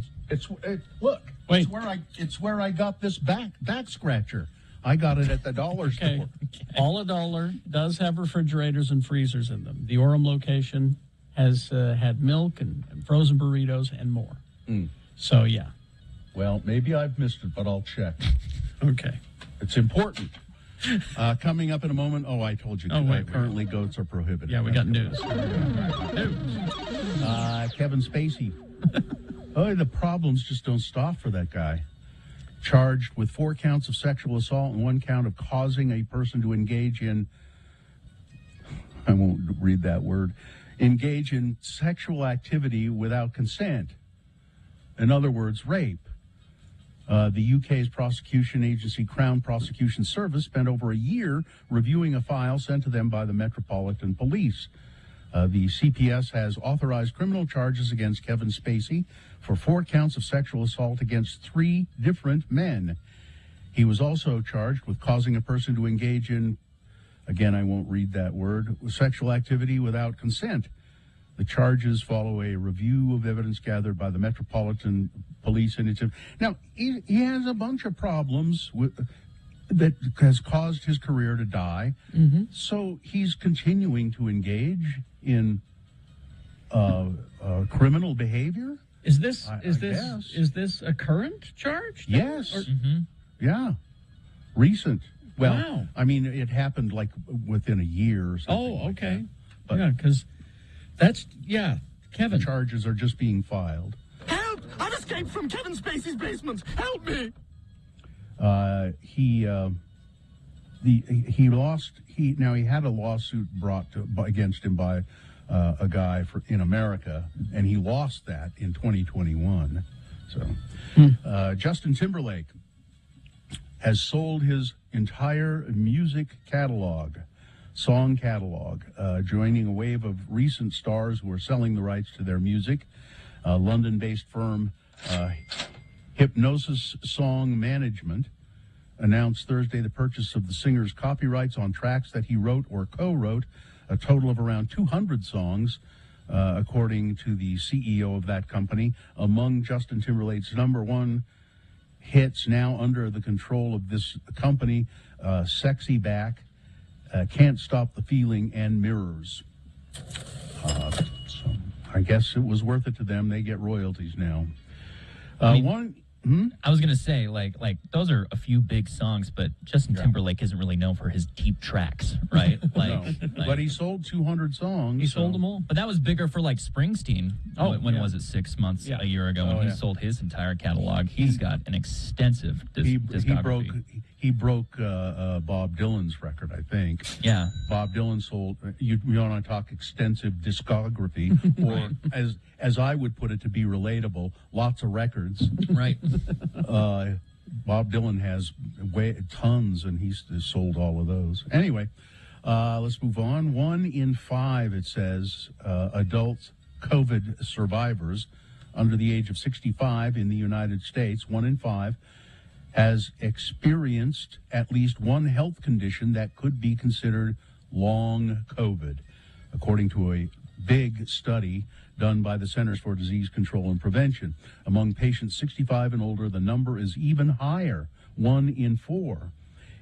In an indication of how seriously the Federal Health Agency views the problem of long COVID, the authors of the study, members of the CDC's COVID-19 emergency response team, recommended routine assessment for post-COVID conditions among people who survive COVID-19, that would be Nick, that would be me.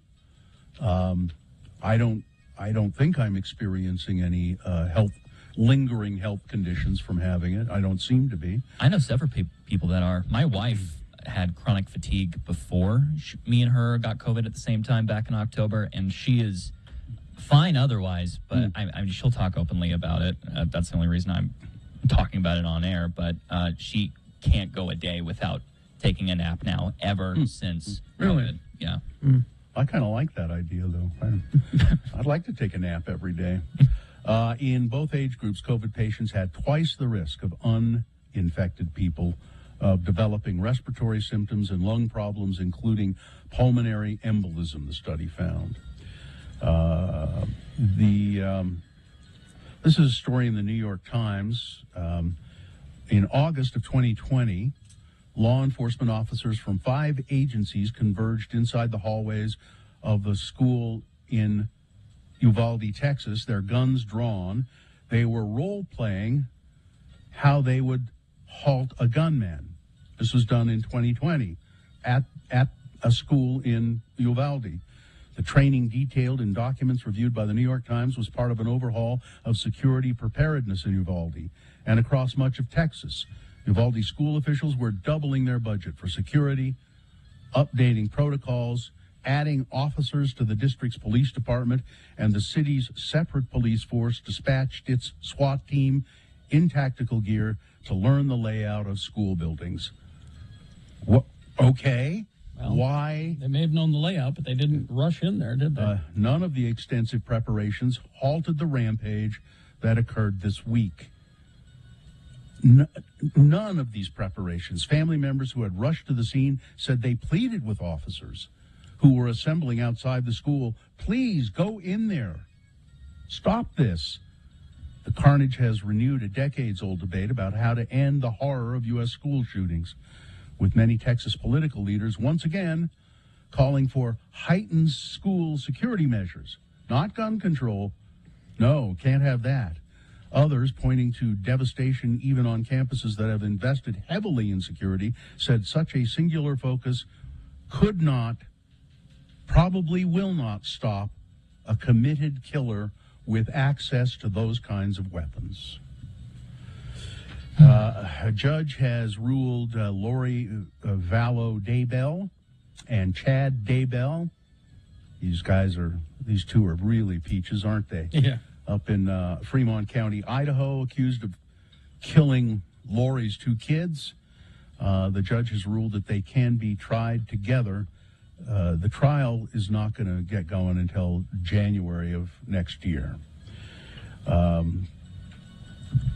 Governor Abbott in Texas, he's decided that it wouldn't be a good idea for him to do a personal appearance at the NRA convention in Houston and in person. He was planning on going there in person. He's changed his mind now, hasn't he? Well, he's still going to do a recorded video message for the gun people, but he's not going to go to the. That wouldn't look good.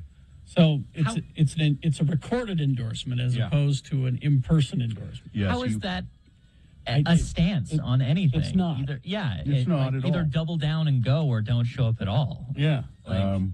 Now, but apparently scheduled to appear and still planning it, Ted Cruz and Donald Trump. Because man.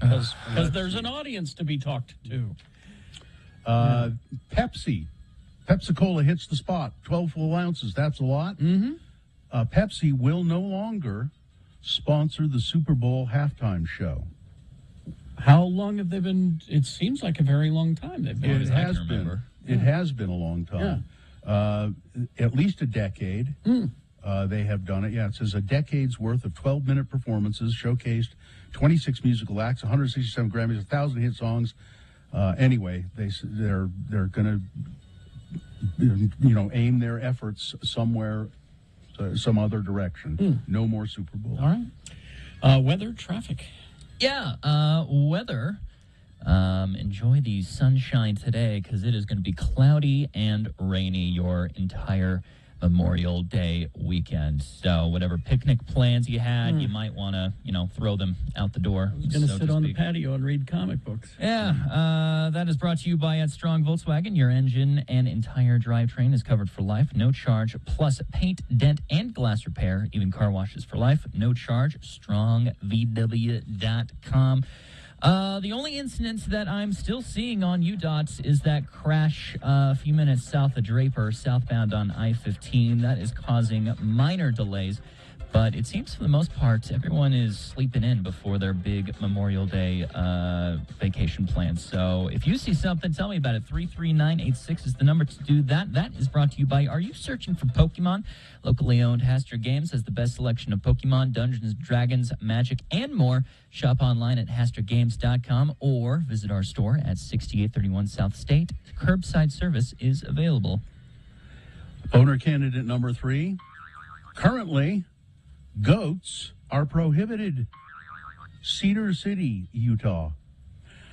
The city council considered whether to amend its animal ordinances to legalize milking goats. Okay. Something that one council member floated as a potential source for families experiencing a baby formula shortage. Currently, Cedar City prohibits goats within the city limits. Really? Quote, we're pretty much dogs, cats, a little bit chickens, some rabbits, said Council Member Tyler Melling, who proposed the ordinance change.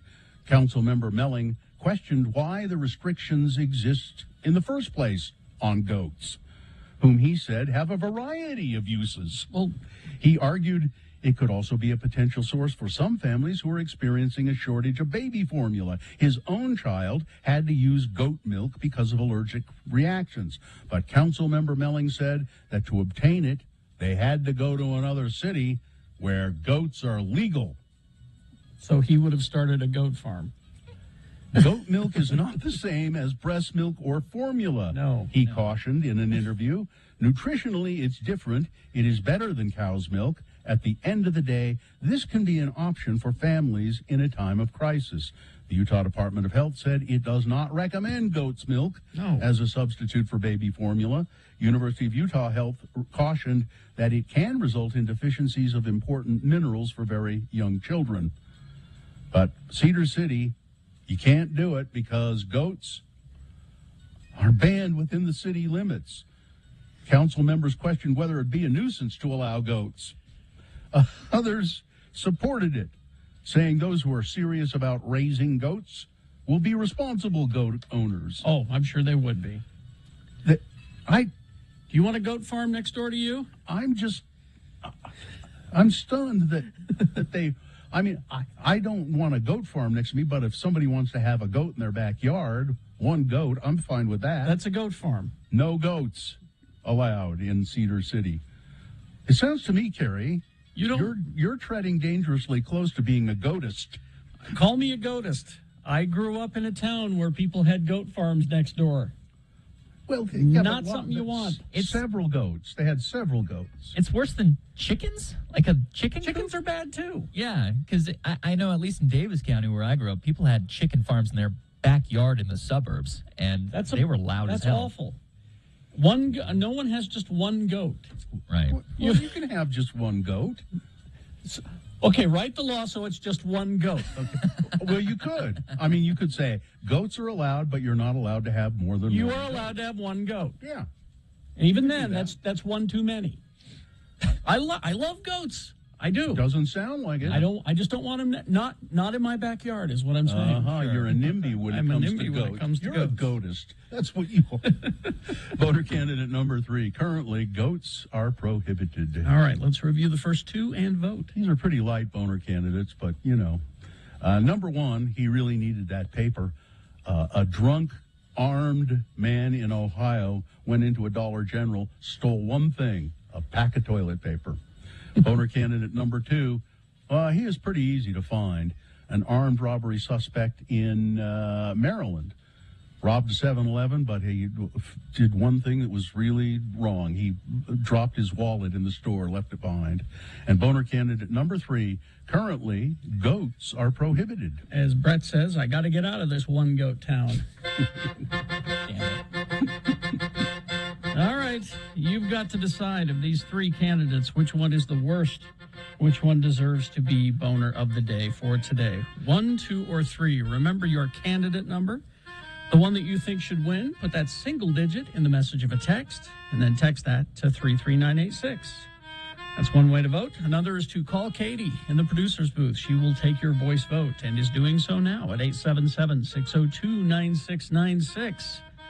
Or you can go online, x96.com, look for the box that says Boner of the Day, May 27, 2022, and vote there. You have only about 5 minutes to get your vote in, so get on that if you would. Coming up, best question of the week, have another drink with Jimmy. That's all coming up. And beat Gina, or beat Nick in this case, today. So stand by for all of that. You didn't think I saved this, did you? I didn't. Yeah. Not at all. This is Nick playing the melodica. All right. Oh, I save everything. Oh, yes. Good to know. Wendy's for breakfast. The hot honey chicken sandwich is available all throughout the day. But when you order it for breakfast at participating U.S. Wendy's, the hot honey chicken biscuit is available during breakfast hours. They serve it on one of those warm buttermilk biscuits that Wendy's is known for their breakfast menu. The hot honey chicken sandwich. It is a man-made marvel, it says here. Well, a Wendy's-made marvel. The bold new hot honey sauce. They drizzle that over the Wendy's signature spicy chicken filet. You can have that one of three ways. And a healthy portion of savory applewood smoked bacon. Delicious. Not stopping there. Then they layer the melty pepper jack on top of that. And then the best part, the thing that sets it apart from all the others, a stack of tangy, crunchy dill chips. You get all the textures, all the flavors, the boldness of the hot honey sauce, all of that going on. And you get it on a warm buttermilk biscuit if you go there like now, which is during breakfast hours. Wendy's.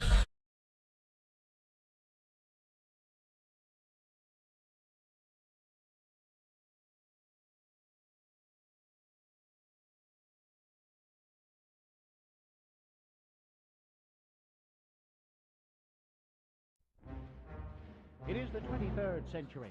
Humans have left the lowly confines of planet Earth and have sought their destiny among the stars. While many things have changed, one constant remains: the need for young men to venture forth and do the work of the Lord. This is the tale of two such men who at the age of 19 have answered the call of their general authorities and are embarking on a 2-year mission to spread the gospel throughout the galaxy. This is the story of Space Elders!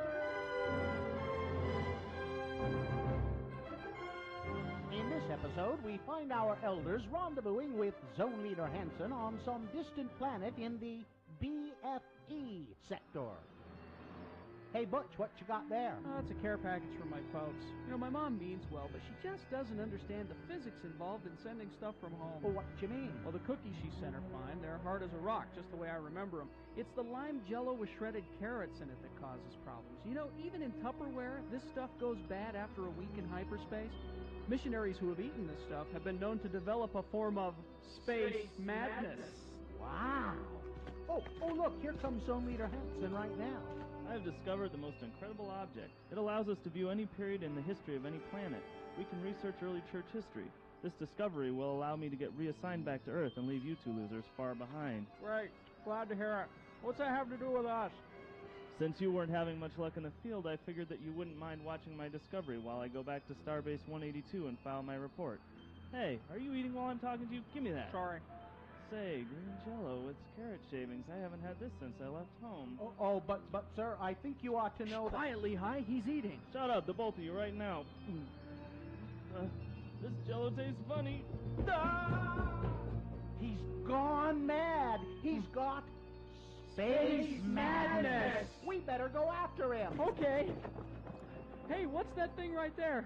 You mean that natural arch that seems to be showing the History Channel? Yeah, that thing. What is it? I believe that who is it would be a more appropriate question.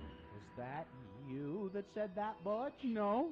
It must have been the natural arch over there.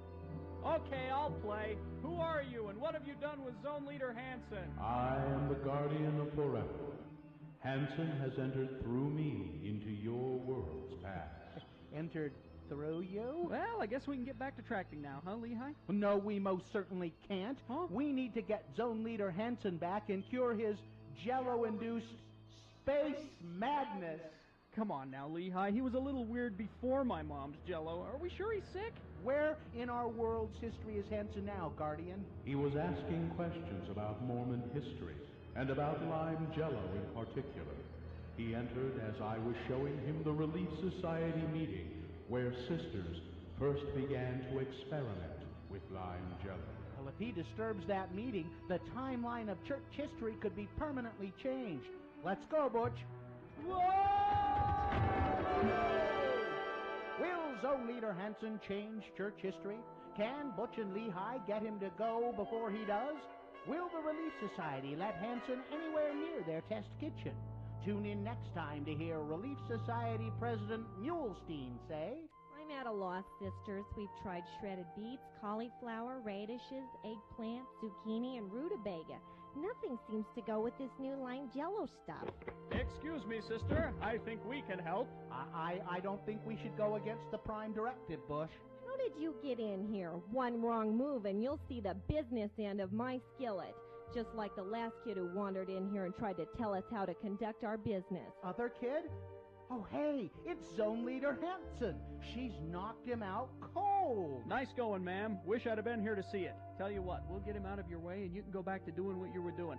Oh, yeah, and you might want to try shredded carrots. I warned you about meddling. She's got a skillet. Run for it. Run. On the next liposuctioning episode of Space Elders.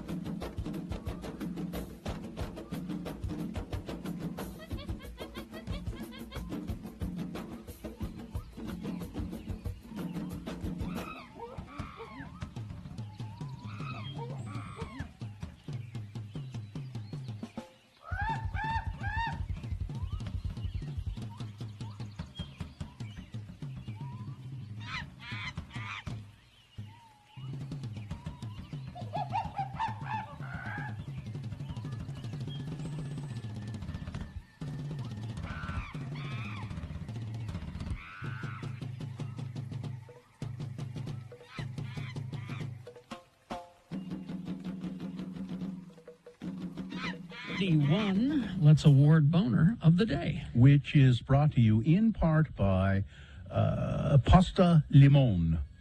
Nice. Oh, and also by a Schrodinger's sponsor. By not acknowledging it, it both exists and doesn't exist. All right. We don't have a sponsor. Who let him in? I didn't let him. What? Somebody let him in. Came in here. He was here. He was sleeping in the corner. So we had boner candidate number one, which was the guy really needed the paper, you know. Yeah. And that only got 7 votes. Well, it did lead to a relatable discussion, though. Oh, it sure did. But then number 2 and number 3 actually did pretty well, fighting for boner supremacy. But finally, in the end, winning was boner candidate number 2. He was pretty easy to find, the guy who dropped his wallet while robbing a 7.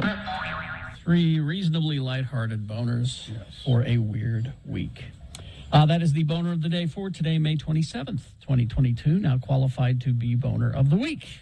Dave the Flower Guy will be in here just to tell us who boner of the week is, coming up at about 9:45, 9:50, something like that. Best question brought to you by? Same deal. Nobody. All right. It is the best question of the week. Your chance to ask us anything. I just can't imagine why you're not taking advantage of that. Yeah. I mean, it's you can ask probing questions. All you have to do is send them to Radio from Hell at x96.com. Yes. Email. Now, what do we have next? There's some real hard hitters. All right. Kicking things off, very intense. What was your favorite movie or cartoon growing up? Wow, that's hard hitting. Yeah. Well, I always liked Bugs Bunny a lot. It's a chance to be relatable, though. Yeah. See, Bugs Bunny, and then my favorite movie growing up, I bet it was Journey to the Center of the Earth. Yeah, I've heard you mention that one. Mm-hmm. I love that movie. I can't pick just one. No? My favorite movie growing up? Oh, it had to be Star Wars, didn't it? Well, I mean, you could say that, I suppose, but you can't even, of course you have favorites, but you can't name one that was like the most influential. I mean, I liked a lot of different movies when I was growing up, but Journey to the Center of the Earth kind of is the one that just left a big impression on me. Star Wars is such a boring answer, though. Well, TV show? Well, Star Trek, of course. But the cartoon? cartoon. I watched all of them. I mean, I have memories of. I did love the Looney Tunes though. Okay. Johnny Quest. There were a bunch of them that I loved. Yeah. How about you, Nick? SpongeBob. I mean, that defined my sense of humor, and I could probably say every episode of the first few seasons line by line. Bob. And movie? SpongeBob the movie, right? That was actually a good movie, the first one that came out. No, it wasn't. I mean, I grew up on the Lord of the Ring trilogy, if that counts. Okay. Yeah. All right. A lot of walking. Next question. So my daughter is getting married next year to a great guy who happens to be Jewish. So they are having a Jewish wedding, which I found out has the groom and his parents walk down the aisle before the bride does. No. They get to pick a song for him to walk to. They are considering classic rock songs like AC/DC, Aerosmith, that genre. So I'm looking for suggestions. My daughter is walking into a country song, Good Woman by Maren Morris. I think I said that correctly. And after the ceremony, they will walk out to You're My Best Friend from Queen, but having trouble picking a song for him to walk to. Any suggestions? So when he walks in to take his place beside his bride. Yeah. I would say either, I would say if it's Aerosmith, it's Janie's Got a Gun. That's the one I would pick for him to walk to. Or maybe, you know what would be a good one? The one we played this morning, Owner of a Lonely Heart by Yes. So it's for the groom. Yeah. Yes. How about the Looney Tunes theme? It's such a personal thing. Hang on. How about you, Nick? I mean, I had to figure this out a few months ago for my own wedding, but we went with, more jazzy stuff. Classic rock. The only thing I can think of that falls in that category, kind of, sort of. He's crazy now, but Van Morrison had some really good stuff. I know. Paint It Black by the Rolling Stones. Yeah. That'd be good. He's a nut. But my God, is his early stuff just gorgeous. He's great. How about this one? Oh. There are places I remember. That's a really good one. All my life. Yeah, this one would work. In My Life, the Beatles, on Rubber Soul. There you go. You could do that one. Yeah. There you go. Run with that one. I mean, walk with that one, not run with that one. Yeah. All right, why don't people just use the traditional wedding march anymore? You know, dum dum da dum dum dum da dum. Got to break the mold. That's not fun. Yeah. All right, be like everybody else's wedding. What's the next question? Last question. It's natural to become defensive when somebody criticizes something you've said or done. It is not. As we've seen a lot in the news this past year, here's my question. Have you ever been called out in a way that actually led to you changing how you think or behave? What was the behavior and how did you change? I don't know. I don't have enough time to list the times that I have been criticized and went, you're right. But I've told the story on the air before, I think. A girl I really liked in New York when I was working there. I just really liked her, and we were very friendly, and I was hoping something would come of it. And I walked into the office one day, and she was standing up on a chair, bent over, doing something, and I just kind of gave her a little pat on the butt, and she got down off the chair, and she looked at me, and she said, I like you a lot. I really do. But if you ever do something like that again, I'll deck you, and we won't be friends. So that changed it made me realize something, and it didn't just change my behavior toward her, it changed my behavior toward women in general. I'm constantly self-analyzing and trying to be better. I wish I'd have started doing that sooner, honestly. I can think of one instance, though. Here's just one of like a dozen that I could pluck, all right? I used to use the word midget a lot until our friend Steve from Hatch Family Chocolates sat me down and said, here's why you don't do that. And he explained it to me. I went, you're right. You're right. Makes sense. Talk to people. Yeah. All right, there you go. How about you, Nick? I mean, probably falls in the same camp as Carrie. Like, there's words I'm not going to say on the air right now that as a 14-year-old just kind of went over your head and you didn't realize the implication of it. That was part of your... like 14-year-old kids are always using the word gay. Yeah. Oh, that is so gay. Now they're not thinking about what they're saying really. They're just. Anyways, moving on to traffic. There is an incident that has come about on Legacy Parkway in Farmington, northbound. That is causing major delays for all you hoity-toity Legacy Parkway users. That, of course, was reported on the UDOT site. But if you got something you want to tell me that you're seeing out there, text me. 33986 is the number that you can do that. All right, we're going to take a break. We'll be back. Have another drink with Jimmy the Wine Guy coming up. We're going to be talking about a liqueur that looks delicious. He's out there preparing it right now. We'll have that for you coming up after these. Also, Beat Gina is Beat Nick today. And because it's Nick, we decided that Christopher Lee trivia is the way to go. Oh, this is a shoo-in for me. Sure, he knows all about Christopher Lee coming up. Stand by for that. Manscaped.com is the website to go to. The Manscaped folks wanted to let you know that they just brought back the Ultra Smooth package. It is the premium shaving kit that they've got. So what you get is in the Ultra Smooth package, you get the crop shaver razor, crop exfoliator, and crop gel. So you can be precise. Now, this razor is something you need to know about. The razor is the crop shaver is not your average razor. It's a smaller, thicker with a microchrome bar. It allows for the best shave possible from any angle and those hard-to-reach places.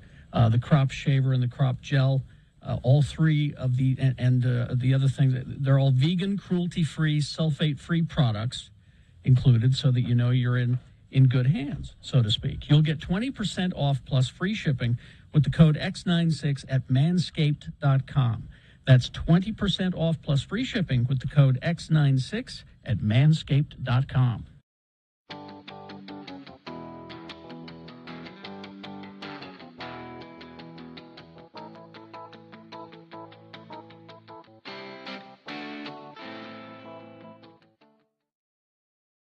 Here's what Kerry Jackson is doing when he's not on the air. Yes, Mr. Jackson, thank you for coming into my office. As the manager of this department store, it is my job to make sure that everything goes smoothly. And during the Christmas season, that's especially important. We hired you to be our store Santa on good recommendations from your radio station management. But frankly, we've had complaints from many of the parents about your performance as Santa. Now, how do you begin each visit with a child? Well, first off, I have them shake my hand. Shake your hand? Yes, I'm the hand-shaking Santa. You don't let the children sit on your lap? No, the hand-shaking Santa wouldn't do that. And do you have any idea how germy little children are? You know what I really hate is that little kid smell. You know the smell I'm talking about. I see. And then they tell you what they want for Christmas. Well, after they've shaken my hand, I ask them to write an essay about how good or bad they've been during the year, and then they're asked to list what they want for Christmas. Now, that list is then submitted to one of my elves, and the essay is graded and placed in the Handshaking Santa essay box. You have paper and pencils for them in Santa's castle? No, the Handshaking Santa does not provide essay materials. If the children are unprepared, it's no concern of mine. Uh-huh. Well, I think I've heard quite enough. Oh, fine. My break is just about over, and I still have to disinfect my fingernails and put on a fresh pair of gloves before I have to greet the little vermin again. Get away from the Handshaking Santa, you dirty, dirty little children. Oh, my God. Miss Johnson, would you call the radio station we hired this Santa from? We need a replacement immediately. Here's what Bill Allred is doing when he's not on the air. Ho, ho, ho, ho, ho, ho, ho. Welcome to Santa's castle. Merry Christmas. Santa, why are you lying on the floor? I'm the leg wrestling Santa. Tell me what you want for Christmas. Well, I want the white Power Ranger and the Nerf Ball Zuka. All right then, Sonny. Lie down here right next to me. You do know how to leg wrestle, don't you? Oh, yeah, Santa, but couldn't I just sit on your lap? Oh, no. The leg wrestling Santa wouldn't do that. All right now, Sonny. If you beat me, then you'll get everything you asked for. Okay. If not, you'll get a lump of coal in your stocking. And an orange. Oh. Here we go. Okay. 1, 2, 3.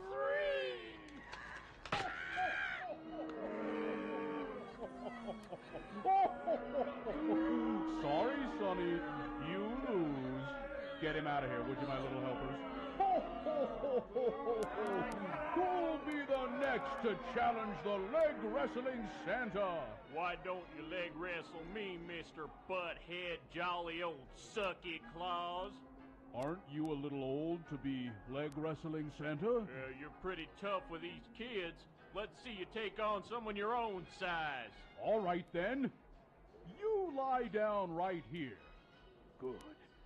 But first, I have to take a leak. Can't leg wrestle on a full bladder, you know. Be right back.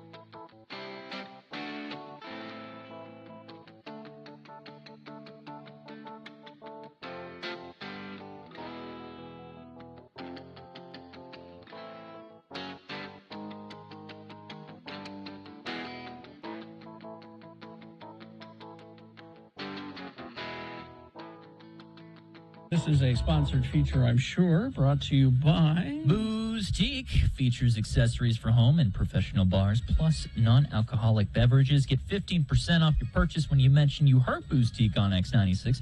Ivy's loves meeting. The FOPs open 11-ish to 7 p.m., 315 East Broadway. Have another drink, it'll make you feel better. Have another drink and you feel alright. If you feel down and you're under the weather, have another drink and you feel alright. Well, then let's do that. Let's have another drink with Jimmy Santangelo, who is the chief, the boss of the Wine Academy of Utah. You can go to wineacademyofutah.com for all kinds of wonderful things related to spirits and wines and liqueurs. And hi, Jimmy. We're going to talk about liqueur today. Yeah, good morning. We are sponsored today by Aperol. Aperol Spritzers, a beautiful aperitivo. And nothing better for this holiday weekend is to have one of these bad boys in your hand all weekend long. The real cool way to make an Aperol Spritz, and I don't know if you can see it in the studio, probably not, it's called the pass method to make this cocktail. You start with the couple drops. It's a 3-2-1. So you start with 3 portions of your Prosecco, Italian sparkling wine, 2 portions of your Aperol, little splash of soda, and a slice of orange. And I got to tell you, man, this is a little taste of heaven at 8 a.m. on a Friday. Yeah, this is a breakfast. beverage. That's right. This is delightful. This is Aperol's been around for a while. It's has its original recipe since 1919. What we're doing is we're taking, and it's a secret recipe. It's undisclosed. It's taking fresh, sweet oranges, bitter oranges, botanicals, herbs, essences, breaking it down, and creating this low-proof, 11% alcohol. This is a low-proof. Prosecco's always low-proof anyways. So what a beautiful... This is your alternative to a mimosa, I'm just saying. Oh, yeah. This is what you want to do. I'd rather have this than a mimosa. I've always thought, and this is stupid of me, but of mimosas as being a drink for women. I don't know why. No. Maybe or because some friends of ours who have poker nights, they might like the mimosas. Yeah, They might. It's true. But this seems like a more manly drink. You know, this is the baby brother. Aperol is the baby brother to Campari. If you've heard of Campari before that, Campari and soda, a little bit more bitter. The Aperol kind of offsets that and makes it a little richer on the focus of the orange, really coming through, and makes great cocktails. I do a version of a Negroni cocktail with Aperol. You can use it as a component to some stronger drinks. But Bill, I'd agree with you. It's got a bit more flavor, bit more character than just a splash of juice and some bubbles. Yeah. Jimmy, now, it says, I see here it says the Wine Academy of Utah is going to get a head start on Negroni Week. Saturday, June 11th at the Ruin for a deep dive into the Negroni cocktail.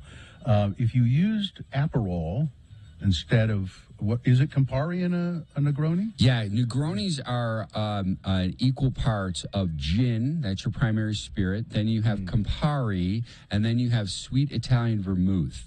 You can substitute, and there are versions of the Negroni cocktail. And I got to tell you, we celebrate nationwide Negroni Week or Campari Week, Negroni Week in June. So we're getting a head start on it to really break down the components, the history of the Negroni cocktail. We'll feature some Campari and Aperol, but also we're going to make a Boulevardier, a version of the Negroni with bourbon in it or rye whiskey in it. So that's kind of a whole concept around the Negroni. And it all starts with this product today, this Aperol. It's really good. I would like to try a Negroni with the Aperol. I think that would be a nice difference. You got to drop down the type of sweet vermouth that you use. You don't want to use Carpano Antica that's too rich. And then with the Aperol being too rich, what I like to do is drop that down to maybe a French vermouth or even a dry vermouth. Sometimes you can play around with, and you play around with those ratios. Is the Negroni's become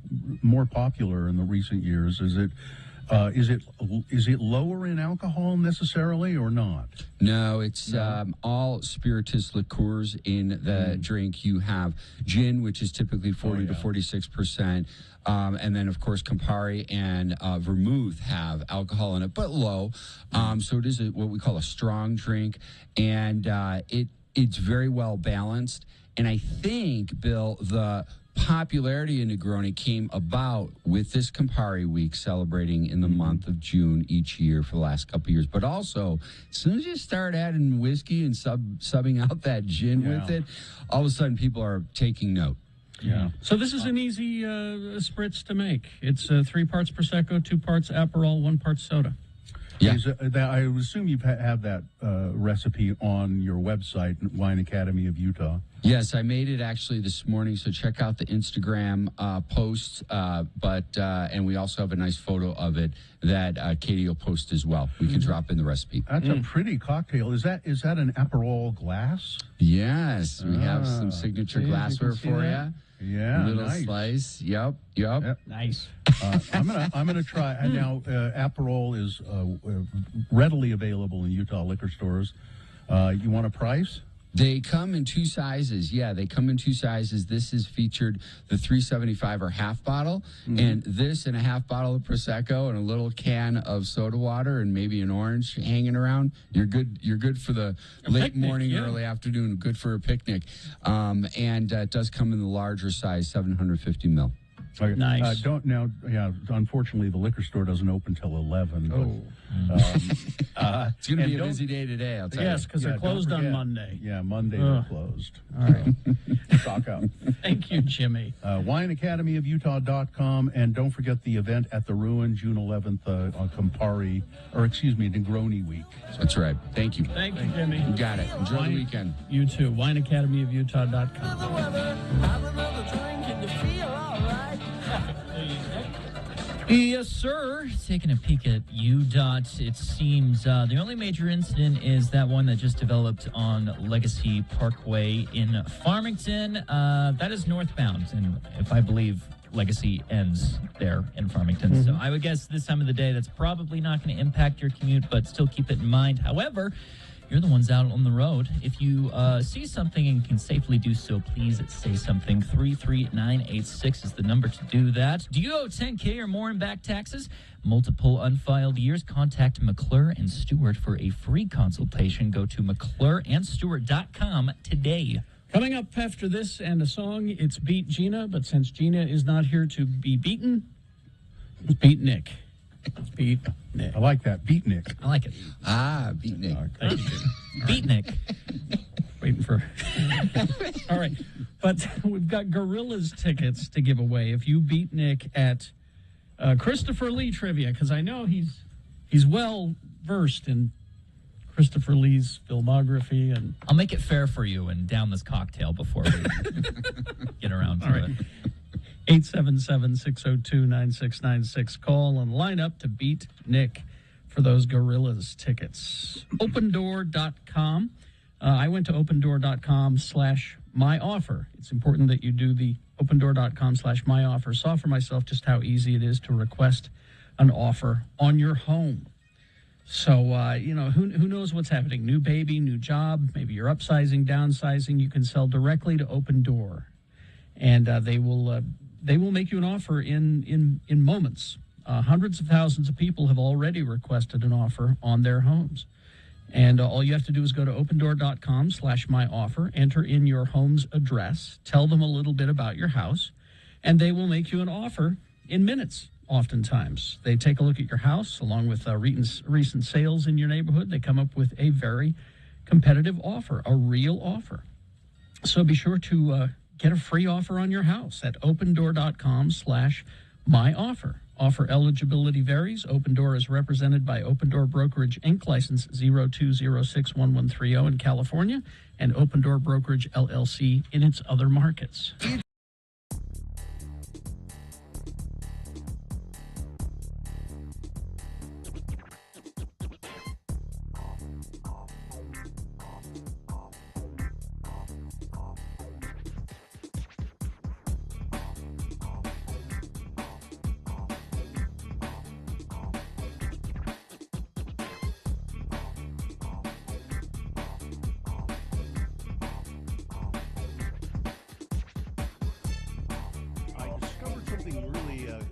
Soothing over the weekend. Gina, if you watch this, I guarantee you will find yourself calmed. Now, I think we maybe have played a little bit of this on the radio before, but I'd kind of heard of it, but HBO Max now has 2 seasons of Joe Pera Talks to You. Oh, yes. Yeah, we did play. Did we play a little bit of that one time? Yeah. From Adult Swim. Yeah, it was on Adult Swim, and now they've put both seasons over on HBO Max. They're short, like 11-minute episodes, and it is extremely funny, but it's sweet and calming. And so I've been looking up stuff about Joe Pera a little bit. He does stand up, and he does stand up in the same way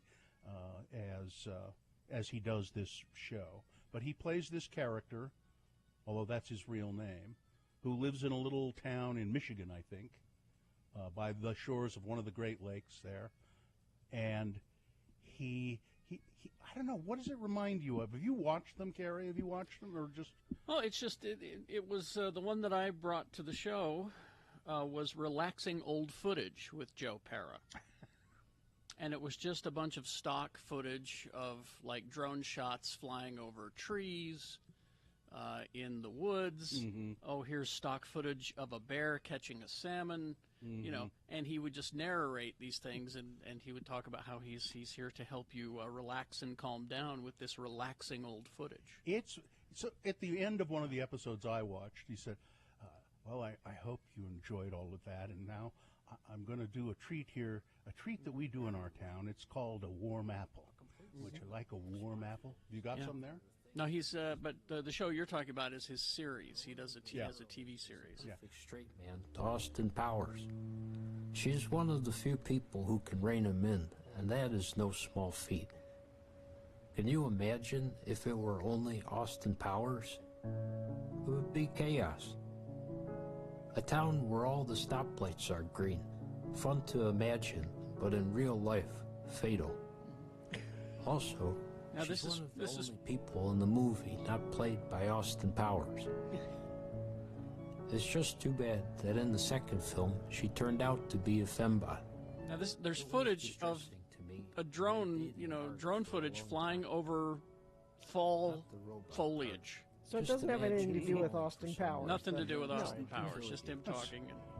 There's an episode where he carves a jack-o'-lantern. But instead of going down that path, and then he says, and then, I give it says sometimes a jack-o'-lantern represents your soul. So I always want to give my jack-o'-lantern a warm send-off when it's time for him to go. And so he puts the jack-o'-lantern in the back of the car, and he keeps looking at it in the rear-view mirror. And I think it's got a seatbelt on even. He says, so I want to give him a good send-off. And I take him up to the falls. There are 400 waterfalls in this area, so I want to find a good one to let him go. March of 2011. It's just $7, or I would say it's still a good value. And this one is called Pancake Breakfast Critic. Yeah, with Joe Pera. This is good. So where he not only do they have pancakes, but also French toast, sausage, and eggs cooked any way you'd like by Delby on the egg station. He's the original bucket brigade guy. That's Delby. After Dave was finished busting balls, I asked him a question that was weighing on my mind. What can't you put in a pancake? Oh, we can put anything in a pancake. What do you have in mind? Chocolate chips. We could do that. Wow. Wow, and you can put chocolate chips in them, yeah. He's this young guy with, with glasses, and I'm going to talk to you today about these two minerals, iron and copper. The moment I've been waiting for all morning. Meals on Wheels.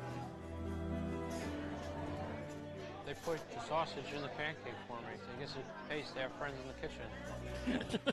It pays to have friends in the kitchen who will put the sausage in the pancake That for does sound delicious. Yes, if you watch these, you will be soothed and calmed. He's so gentle and sweet, and just there's something wrong with him. And when he does, it reminds me of Andy Kaufman as well, because I saw him being interviewed by Stephen Colbert on his show, and he just stayed the same way. Played that Joe Pera character well. Did you watch the one with his grandmother? No, I don't think so. Look for that one. Yeah, I'm going to watch them all. I watched about 3 of them. They're just This is wonderful. what you do every night before you go to bed now, is watch Joe God, they're Pera. just. I'm not. Gina, do me a favor. Just watch one okay. today and tell me that you just start with the very first one. It's where he's sitting at home, and all of a sudden some people are knocking at his door, and he goes, I better go see who that is.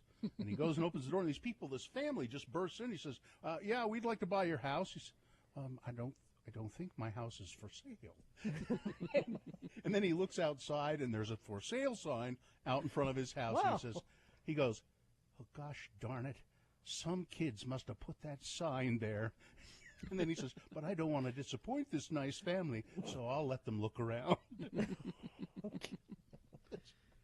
It's just charming and great. He's just great. Go to your HBO Max and look up Joe Pera. I do have the HBO Max, so I can do that. You will find it.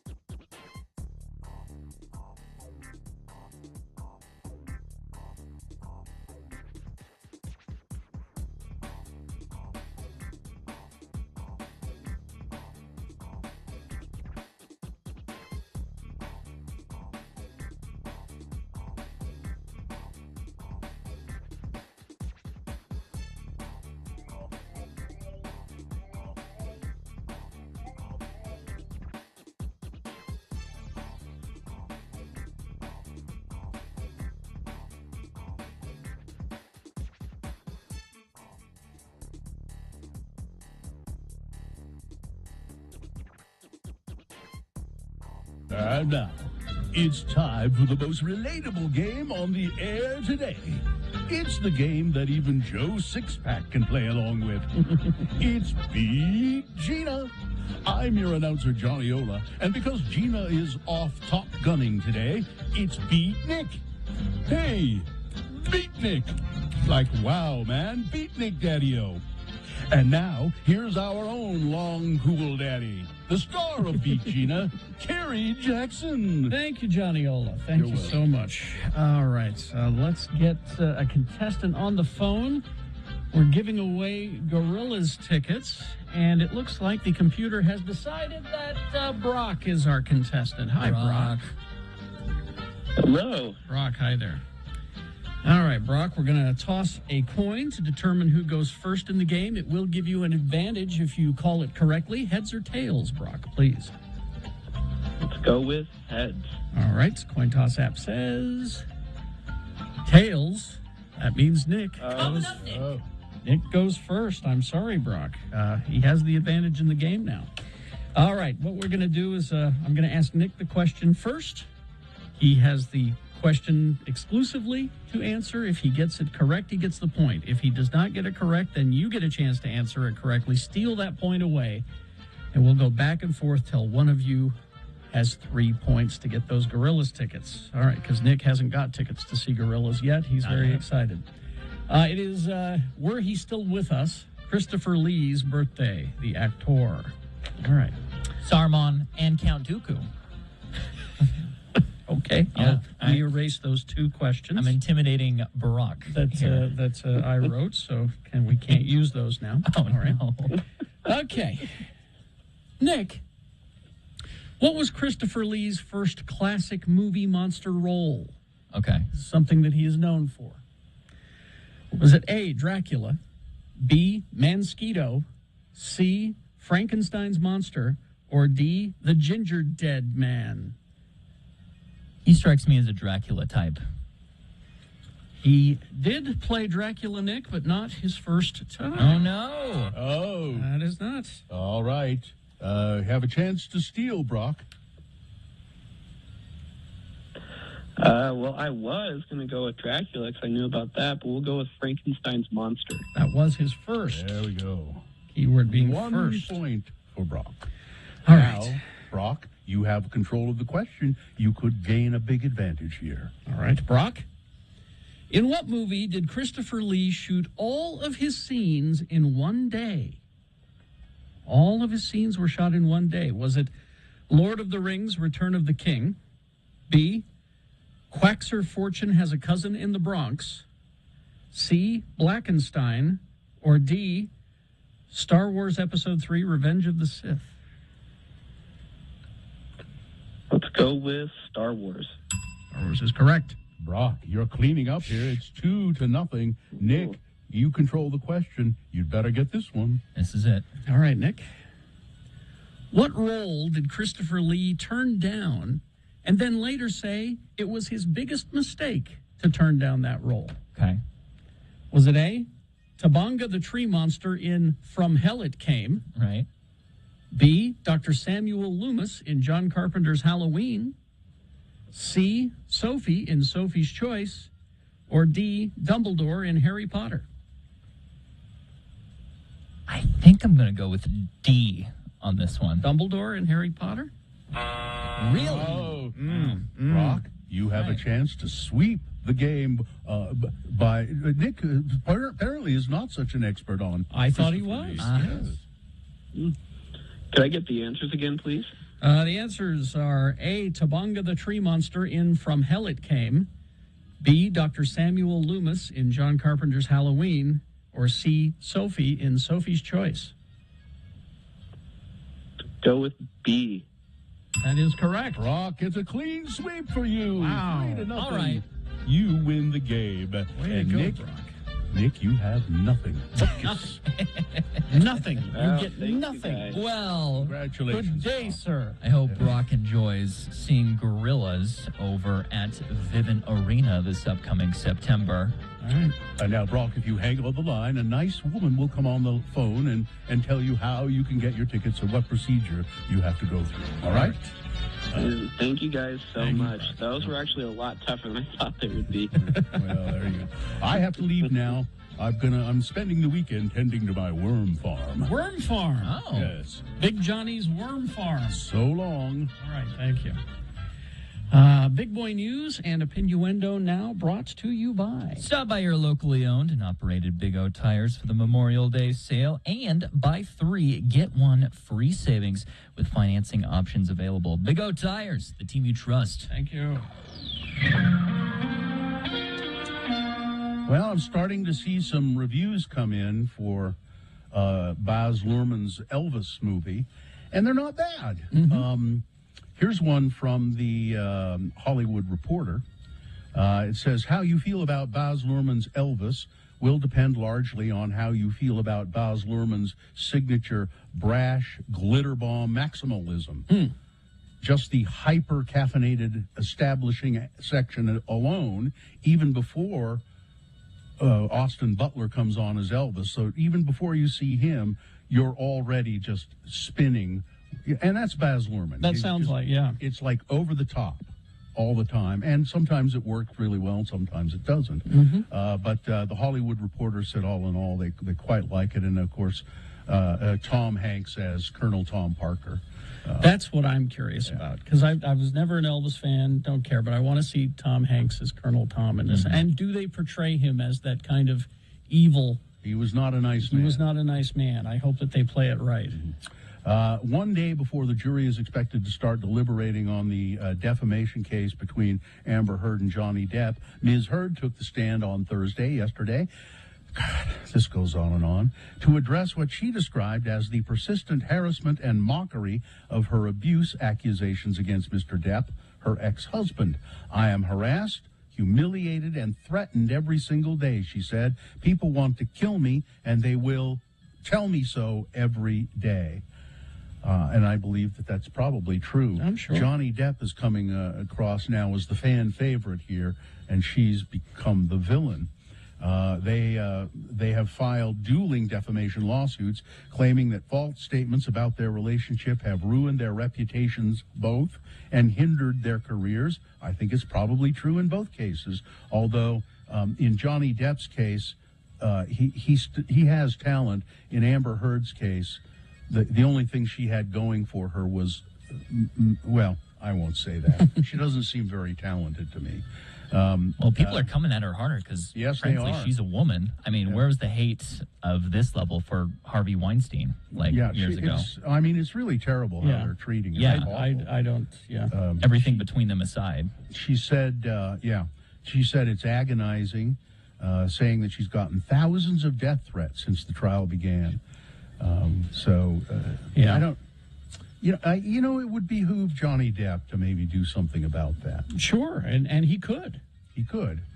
He could say something to people. I just don't understand that death threat is the default now. Yeah, that's it's just so common. Yeah, that bothers me. The White House on Thursday announced more steps to make the antiviral treatment Paxlovid more accessible across the United States, as it projects COVID-19 infections will continue to spread over the summer travel season. The nation's first federally backed test to treat site is opening on Thursday in Rhode Island, so it opened yesterday, providing patients with immediate access to the drug Paxlovid once they test positive. More federally supported sites are set to open in the coming weeks in Massachusetts and New York City, both hit by a marked rise in infections. Now, Paxlovid can be effective, but you have to take it right as soon right away. Yeah. As soon as you're experiencing symptoms and test positive. When I got COVID a couple of weeks ago, I talked to Dr. Cobble. He's my personal physician as well as being on the radio with us, and he said, "Do you want Paxlovid?" And I said, "Well, I don't think I can." He said, "Oh, how long have you been having symptoms?" And I said, "Like 3 days." And he said, "Nope." Yep, we're past the window. But it was available apparently. Bird flu spreading in Utah. 5 more counties have reported bird flu. The disease killed an owl in Cache County last month, which was confirmed on May 11th through testing at the National Veterinary Service Laboratory in Iowa. The virus has now been detected in 9 more birds from Utah, Weber, Salt Lake, Tooele, and Carbon counties. The birds include Canada geese, great horned owls, hawks, pelicans, turkey vultures, and ducks. That's 3 of the birds were found on the shore of Schofield Reservoir in Carbon County. By the way, if you're out doing stuff this Memorial Weekend, Mm-hmm. camping and stuff, and you come across dead birds, do not pick them up. No. No. Do not pick them up because you can get sick. I remember that from childhood, my dad telling me that. New York Attorney General says that, that it has been determined that Donald Trump has to testify. Yep. Under oath. The court has ruled that he and 2 of his adult children must sit for questioning under oath as part of the New York Attorney General's civil investigation into their business practices, which are shady at best. Always. A state appeals court ruled this on Thursday.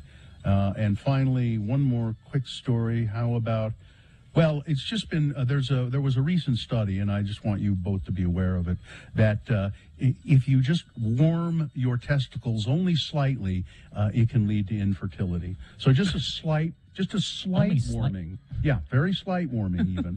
What is that, like a warm shower can ruin well, things? I think, yeah, you certainly... You know, but what about my hot tub club? Yeah, no, you don't. No, if you want your sperm to survive, you don't go into the hot tub. Well, then what about the Tucker Carlson light ray thing that he was promoting? No. I didn't see those like ball koozies. It's a tiny little jacuzzi for a jacuzzi manhood. So no, you don't want you're best off just letting them hang free. Okay, in the air if you can. Good to know. I will let it hang then. All right, that's it. Sports weather traffic. I mean, all eyes, of course, are on WWE's Money in the Bank event that's coming up here in 2 weekends, which are they? Has now been downgraded to everybody's dismay. It was going to be over at the Allegiant Stadium. It has now been moved to the MGM Grand Garden, which, if that wasn't bad enough for its seating capacity, we are seeing advertised, I should say lack of advertisement for several of the WWE superstars that were supposed to be slated on it. Roman Reigns, Brock Lesnar, Ronda Rousey, Charlotte Flair, Becky Lynch, even Bobby Lashley. So I don't know how they're going to recover from that. That was, of course, brought to you by Gracie's, is open daily for lunch and dinner and brunch on Fridays, Saturdays, and Sundays. Enjoy food, drinks, and live music. Their award-winning heated patio. Gracie's is at the corner of 3rd South and West Temple. Adults only. Weather, like we've been gabbing about for a minute, Memorial Day weekend is going to be pretty much rain-filled. So any outdoor plans you had, you might at the very least want to bring an umbrella. Taking a peek at the traffic one final time.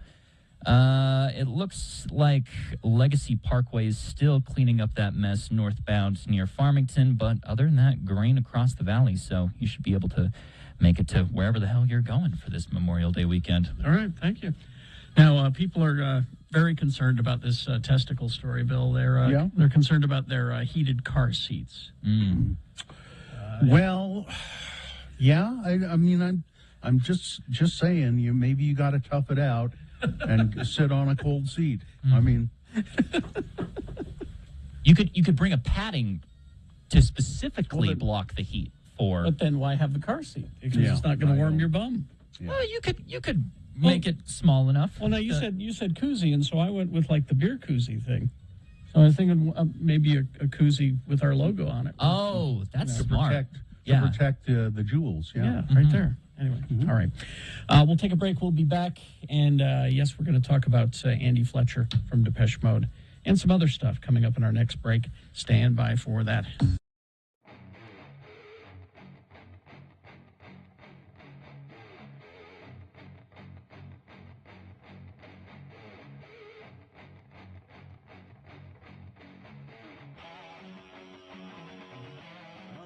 I have to go the stairwell here and tell Chainsaw Guy that we're ready for him. To come over? Yeah. Okay. Okay, All so right. I'll do that. So this is usually it's a best question of the week, but this week it's Chainsaw Guy is going to be answering questions from you, our listeners. So Katie has some emailed with Chainsaw Guy. Are you there? Yeah, I'm here. I'm right here, ready to go. All right. Well, then let's start. Hey, wait, who's that? That's Katie. Oh, hi, Katie. Long time no see. I love Katie. You love haunted houses, don't you? Yeah, I do. Well, we've worked together, actually, Katie. I was the Chainsaw Guy at your haunted house when you worked over there at the Nightmare on 13th. That's right. Yeah. Yep. All right. Well, I got a couple questions for you, sir. Okay. So this one comes from Derek. It says, I know everyone is sick of hearing about COVID and the issues of mask wearing, but you being a person who wears a mask that I would assume would wear it always, what do you have to say to those people who believe this ridiculous idea that people cannot function normally with masks on? Well, I don't know about functioning normally, but I know that mask wearing is very important. Because I think that's the thing going on. And I think if you find out an example and you start poking your eye out with something, or if you don't poke your eye out with something, you might take a bite. So you gotta be careful. You'll sit in time. You'll put mask on, and then you get on the mask. Get anywhere, we can have a chat. You can, but you gotta be careful. And watch your first armor, and watch out for the build-up of mold. Oh. Build-up of mold. What? Mold. Okay. Behind the mask, you get some mold occasionally. Okay. All right. All right, I got another question then. What? So what sort of advice could you give a guy who spent all of his rent money on lottery tickets, and now that rent is coming up and all of his money is in Chevron, he has no idea what to do?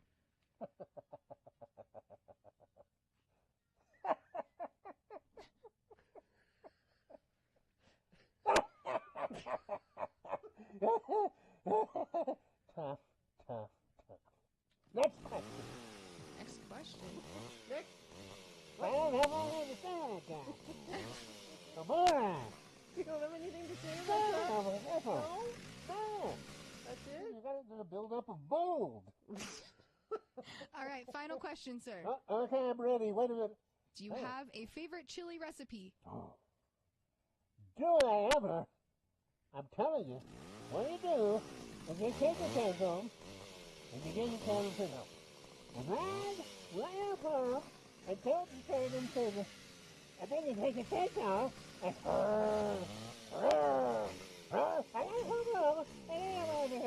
and you take a my favorite recipe is that cans home, and then you have, and then take a bag of food on, and empty them, and then it's a Denison's.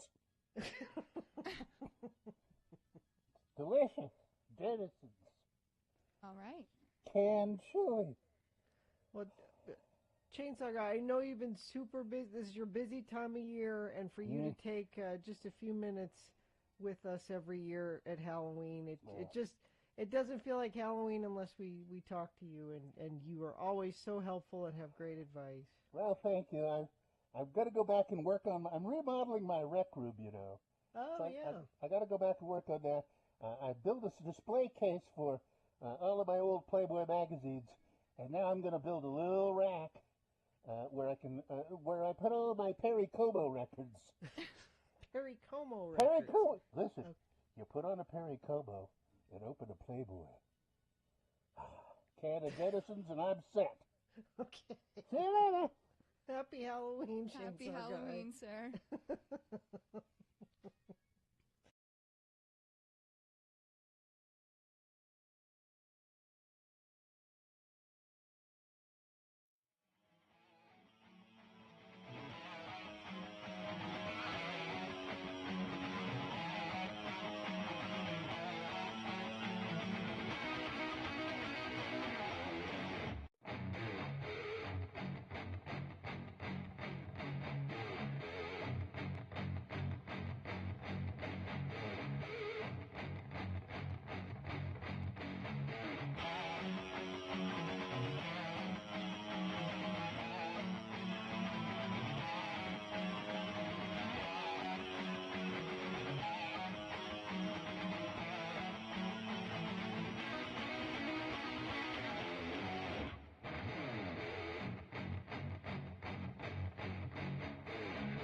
Right, so just real quickly here, we need to remind you, because this sale ends at 10 a.m., $30 Violent Femmes tickets.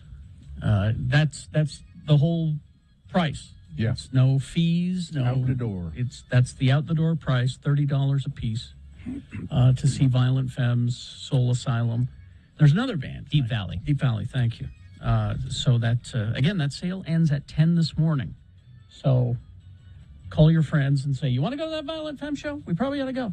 And you can get those at x96.com, right? Yeah, you go to x96.com, click on the banner. There's a car, a convertible on it. You can click on that, and it'll take you to a place where you can buy them for just $30. Which is crazy. Have you tried buying concert tickets for anything these days? They're like $7,500 minimum.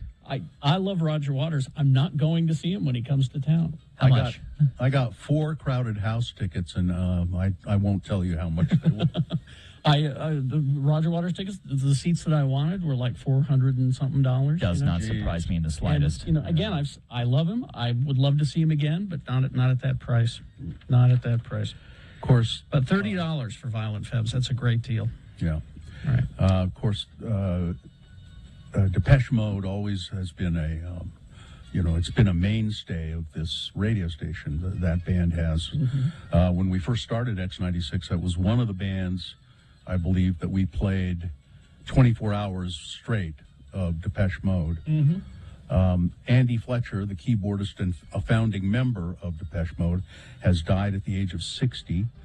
A statement issued by the band on social media said, "We're shocked and filled with overwhelming sadness with the untimely passing of our dear friend, family member, and bandmate, Andy Fletcher."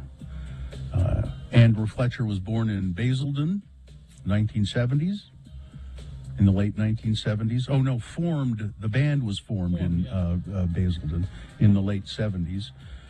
Depeche Mode has had 17 top 10 albums in the UK, international chart success as well. Very successful here in Salt Lake City because of X96 and KJQ before that. Yeah. The band went on to say in their statement, "Fletch had a true heart of gold and was always there when you needed support, a lively conversation, a good laugh, or a cold pint. Our hearts are with his family. We ask that you keep them in your thoughts and accept their privacy in a difficult time." Andrew Fletcher. They aren't saying what the cause of death is yet. Yeah. Maybe they don't know yet. But that account came from the Guardian, British press. And then, so Todd Newcomb passed this along to us yesterday. And talk about somebody taking it hard. Seriously. Yeah. Is Todd. He just texted me and said, "I'm sitting at home playing Depeche Mode records and crying." Mm-hmm. But this, Todd got this on Facebook. It doesn't matter who it's from. It says, "My heart is broken today as I learn of the passing of Andrew Fletcher of Depeche Mode. He is and always will be 1/3 of my heart's favorite band, the soundtrack of my life. I once stayed home from school because I knew the DJs from X96 were in London and they were going to be interviewing Fletch on the radio.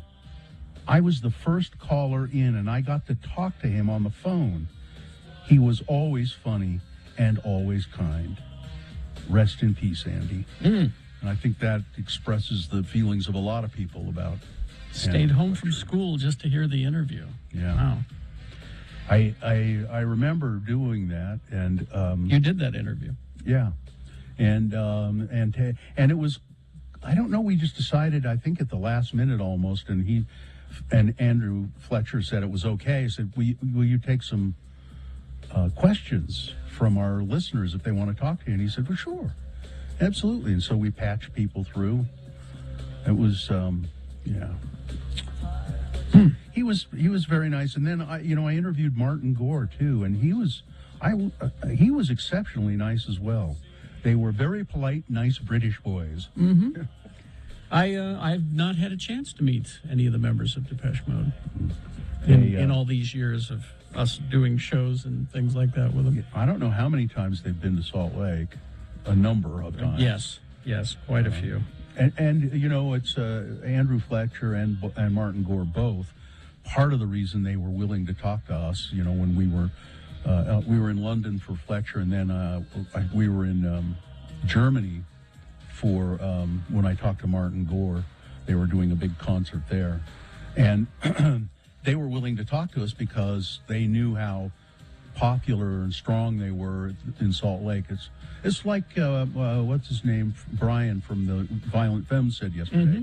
Salt Lake has always been a great market for us. Yeah. Same with Depeche Mode, and that's because we played them and people loved them. Yeah, in the early days of this, you know, alternative radio format, there were only like 5 stations or so in the nation that were playing this kind of music, and we were one of them. Mm-hmm. Really? I didn't know that. And that's why, you know, the guys from Oingo Boingo always said we'd play, you know, we'd play a big city somewhere and nobody would show up, but we'd play Salt Lake City and we'd sell the place out every time. You talk to people in the East, most people don't Oingo Boingo, who's that? Mm-hmm. And here they were a mainstay. Yeah. So, but yeah, Depeche Mode is one of our, what is referred to in the business as core audience bands. It's like, you know, you have to play. If you have a classic rock station, you have to play the Rolling Stones. Mm-hmm. Did they ever cross over much to any of the? Or they did actually. Personal Jesus maybe crossed over. They had quite a few. I mean, it surprises me. They had quite a few hits that did go mainstream. Mm-hmm. And there was I wish I could remember the name of it. There was this documentary about them that I watched. And most of the documentary was other artists that you would never suspect talking about how influential Depeche Mode was on them. The documentary was done in 1989, directed by D.A. Pennebaker.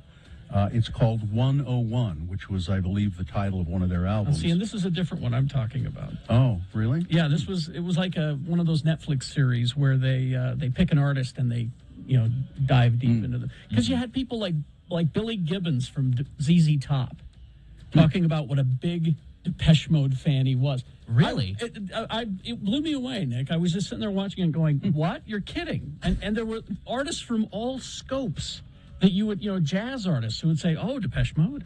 Love Depeche Mode. In that documentary 101, apparently Andy Fletcher said this about Depeche Mode. Well, Martin's the songwriter, Alan's the good musician, Dave's the vocalist, and I just bum around. His stage presence was certainly not as flashy as the rest of them. He just kind of stayed behind his keyboard and kept his sunglasses on usually. But yeah, just one of those bands that were very important. And everybody who's commenting on it in England, musicians in England, Pet Shop Boys, Alison Moyet, people like that are all saying, Lol Tolhurst from The Cure said he was just a great guy. He was so nice. And Lol Tolhurst said, I always like to have a beer with him. Anyway. But yeah, and it's the timing is just, it's interesting because we got that top 500 alternative songs of all time coming up this weekend. I think it starts tomorrow. Is that right? Yeah. Tomorrow, Saturday noon. And I guarantee you Depeche Mode will be featured prominently on that list.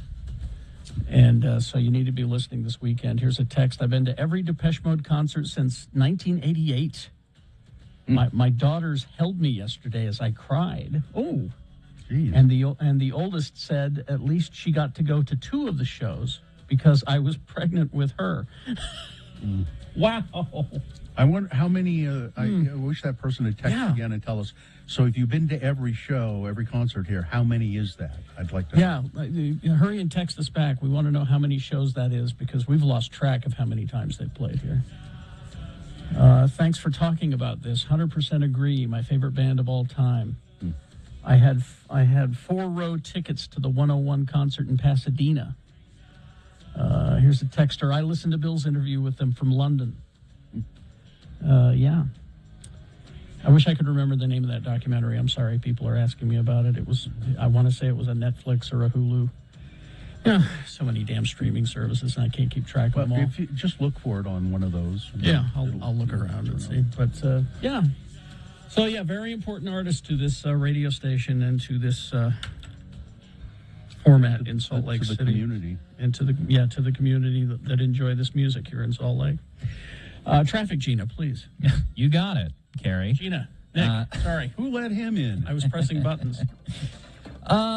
Let's see. There is an incident apparently that just came up on State Street at 10600 South. That's way down there. I don't know exactly where that's at, but that is causing delays in both directions, more than 15 minutes. If you look over at Legacy Parkway as well, they are still cleaning up the wreck that happened northbound over there. But in terms of the other interstates, it looks like you are green across the valley. So get out there. Enjoy your Memorial Day weekend, will you? And leave it to Keith Stansel, who is, practically a historian of this show and this station. He says that he's got an audio recording of you. Yeah, I've got it here. Send it to me. Well, we'll have to listen to that and see how long it is. Maybe we'll play it before we leave today. That might be a good idea. All right, let's see, KXRK Provo. Coming up after this, it's Frank Christ presents They're Fine, They're Just Fine, a fun little game show about dead celebrities where you could win. What do you have for us? We have Jack White tickets. Jack White tickets. 877-602-9696. Play Frank Christ presents They're Fine, They're Just Fine with us, and you might win Jack White tickets. 877-602-9696. Wendy's for breakfast. Right now you can satisfy, and I mean right now at this time, you can satisfy your sweet heat craving with the hot new Hot Honey lineup. Now, of course, they have the Hot Honey Chicken Sandwich, which is available all the time on the menu at Wendy's. A delicious thing. I love this sandwich. You got the hot honey sauce drizzled over the Wendy's signature spicy chicken filet, and you can order that one of three ways. Then they layer on an applewood smoked bacon layer, and then a layer of melty pepper jack.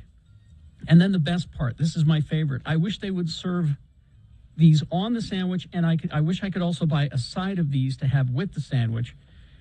It's the tangy, crunchy dill chips. I would just eat them like French fries. They are delicious. And, of course, during breakfast hours at U.S. Participating Wendy's, Hot Honey Chicken Biscuit available during breakfast hours. They serve all that wonderfulness on one of those warm buttermilk biscuits. So hit the drive-thru on your way. It's Wendy's.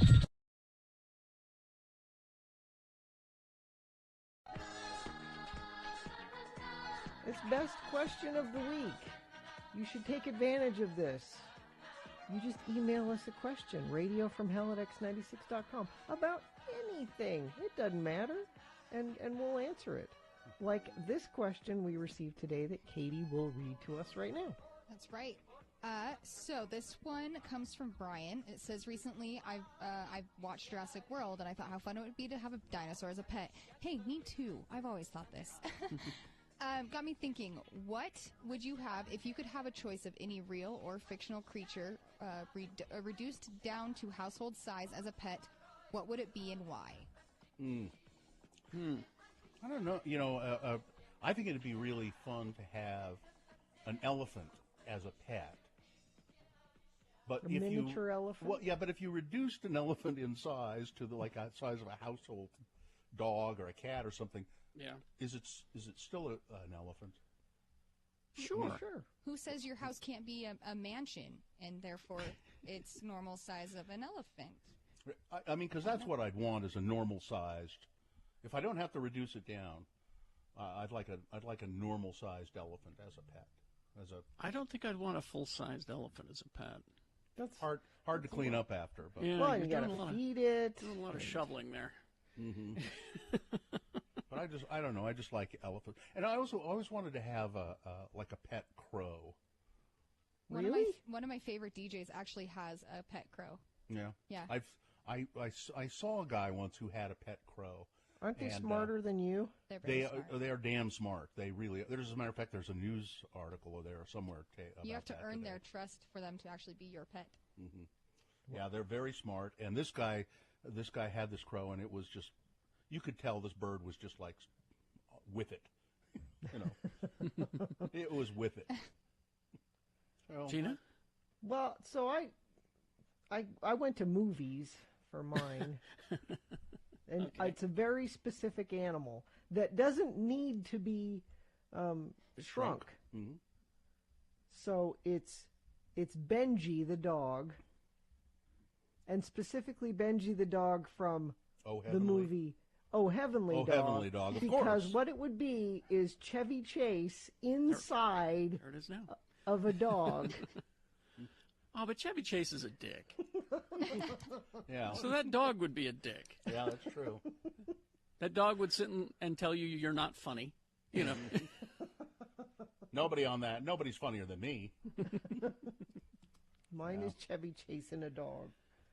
All right. Well, my initial reaction was because you said creature, because I've always just wanted robots. I have 100 different robots I'd love to have. Mm-hmm. But you said creature, and I went. My initial reaction was, well, Rocket Raccoon, because he could upgrade all my electronics and everything just using scraps. And steal things for you. But I don't think he'd take well to being a pet. You No. know, he would not respond well to that. You could call him a trash panda and he wouldn't know. But then my wife reminded me of something that I said a week or so ago. I don't know if you guys have been watching the Netflix show Ratched. Oh, it's so good. I finished it all in a day. I've watched a couple of them. We binged them. It's only like 8 episodes. Yeah. We just binged right through them, and so good. And it's the story of Nurse Ratched, who is in One Flew Over the Cuckoo's Nest. This is kind of her origin story, and it's such a great little story. Just some great acting, and it's just fun. But Sharon Stone plays a very wealthy widow socialite in it. Okay. And she has, it's not a capuchin monkey. I can't remember what kind of monkey it is. Named Miss Petunia. And Miss Petunia, this is the thing about it. Okay. Is that Sharon Stone and Miss Petunia dress identically. It's cute. So, If and I you stopped. had a monkey that you would dress him like you. I hit the pause button while we're watching that, and I said, if I were incredibly wealthy, I would have a capuchin monkey, and I would make clothes for it that looked exactly like my clothes, and we would wear matching outfits every day. Little hats. Yeah, exactly. I'd get little hats, like this little flower shirt that we got going here. I'd have an exact duplicate of it, and he would ride on my shoulder. I would love this. And people sure. could say, he's crazy, and I say, no, I'm wealthy. That means I'm eccentric. Yes. Ooh, there you go. Oh, hey, Carrie, you know that, what was that show with the kids with the powers? The show with the kids with the Are you talking powers? about Lock and Key? The something club? Umbrella Academy? Umbrella Academy. Okay. How about that chimpanzee that's in Umbrella Academy? I don't know if he'd do well with being called a pet either, really. Yeah, but it'd be cool to have him as a companion. Professor, what's his name? Yeah, he wears a butler's uniform all the time and has an English accent. Yes. A super chimp. Oh, yeah. That'd be cool.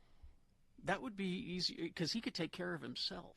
Yeah, I mean, I think that'd be really nice. And he sort of is he kind of organizes the house and takes care of things in a lot of ways. Oh, in there the you Umbrella go. Academy. Umbrella Academy. I can't remember I can't remember his name. Professor something. Pogo, thank you. Pogo. Thank you, Ed, in the chat room. Ed in the chat room coming through. Yeah. So that's who you've chosen. That's a good choice. Yeah. I like it. So there you go. Best question of the week. See, that didn't change the world. It was just a silly question. It doesn't have to be something super serious. Email it to us, radiofromhell@x96.com. Put best question in the subject line. Or you could put, here's your damn question. Yeah. You want a here's a damn question for you. What do you think about this? Yeah. Could be that.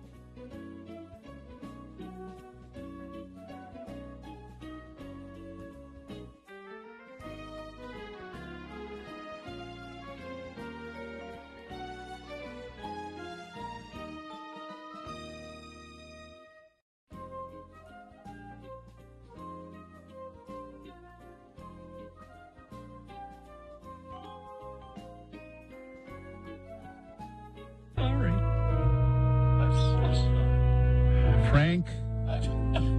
Frank Christ. You've been a busy bee. Frank, you must be tired. I'm exhausted. You put a lot of miles on your white Vespa. Here he is, Frank Christ. The Radio from Hell employs him as a celebrity Grim Reaper, and he doesn't like doing it. I hate my job. It's so cold in here, Frank.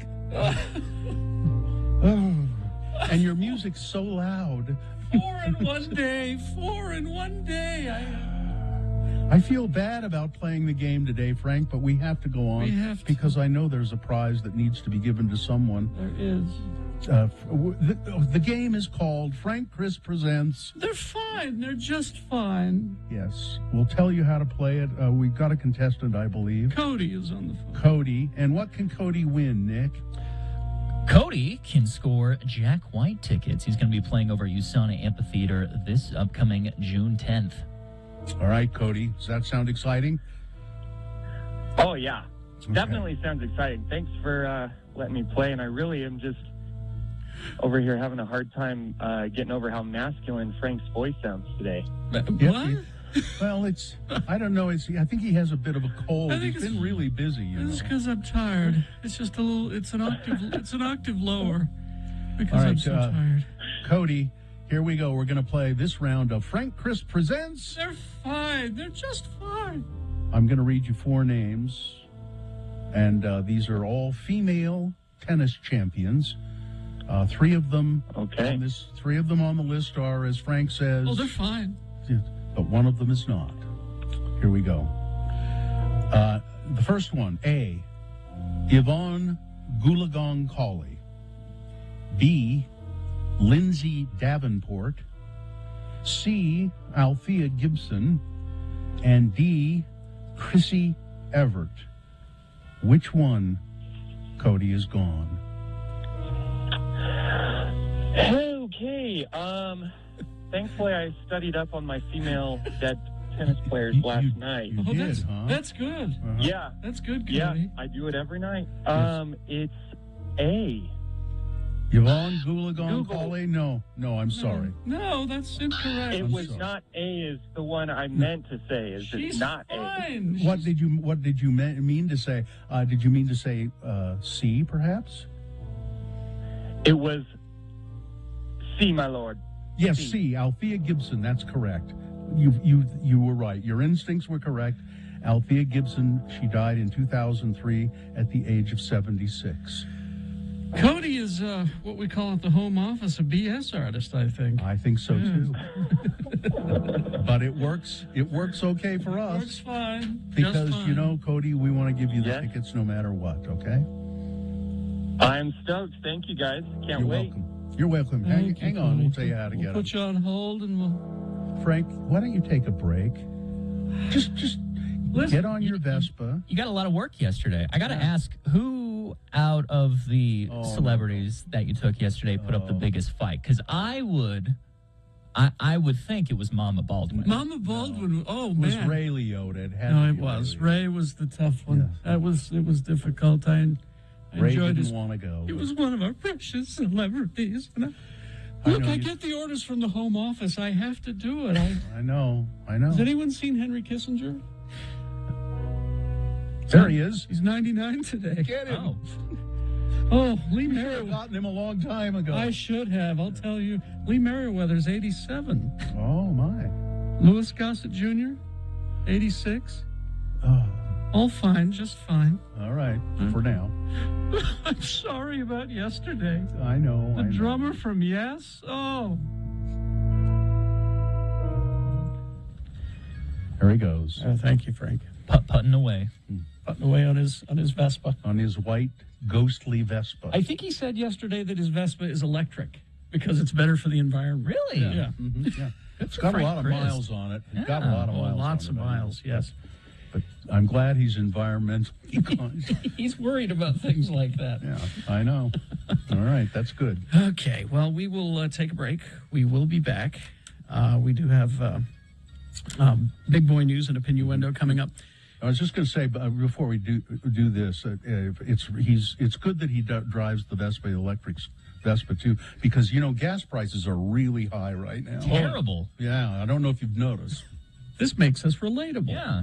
All right. Oh, and real quick before we go to break, here's the Deep Voice. The Deep Voice guy is going to tell you all about the $30 Violent Femmes tickets. This sale ends at 10 a.m. this morning, so be listening for that. Stockton 12 Honda. Stockton 12 Honda, I've done business with them on many occasions. Shane Parrish, the general manager out there, you can tell that he runs a really nice dealership. People like to work there. They like Shane, and he makes sure that everything's running great and is solid for the customers and for the employees. Stockton 12 has lots of Hondas to choose from every day, and also they believe that, you earn a good reputation by doing good work in the community, and they do that as well. There's a reason Stockton 12 Honda has been around for so long. It's because the community trusts them to deliver. The service department is excellent as well. You can't go wrong when you go to Stockton 12 Honda. Customers never need to go anywhere else once they start shopping at Stockton 12 Honda. If you can't find what you're looking for, they'll help you find it. They're in the Southtown Auto Mall in Sandy on Auto Mall Drive.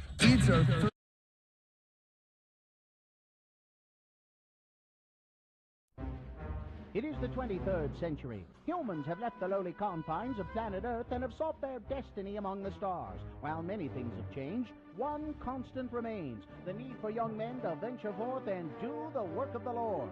This is the tale of two such men who, at the age of 19, have answered the call of their general authorities and are embarking on a 2-year mission to spread the gospel throughout the galaxy.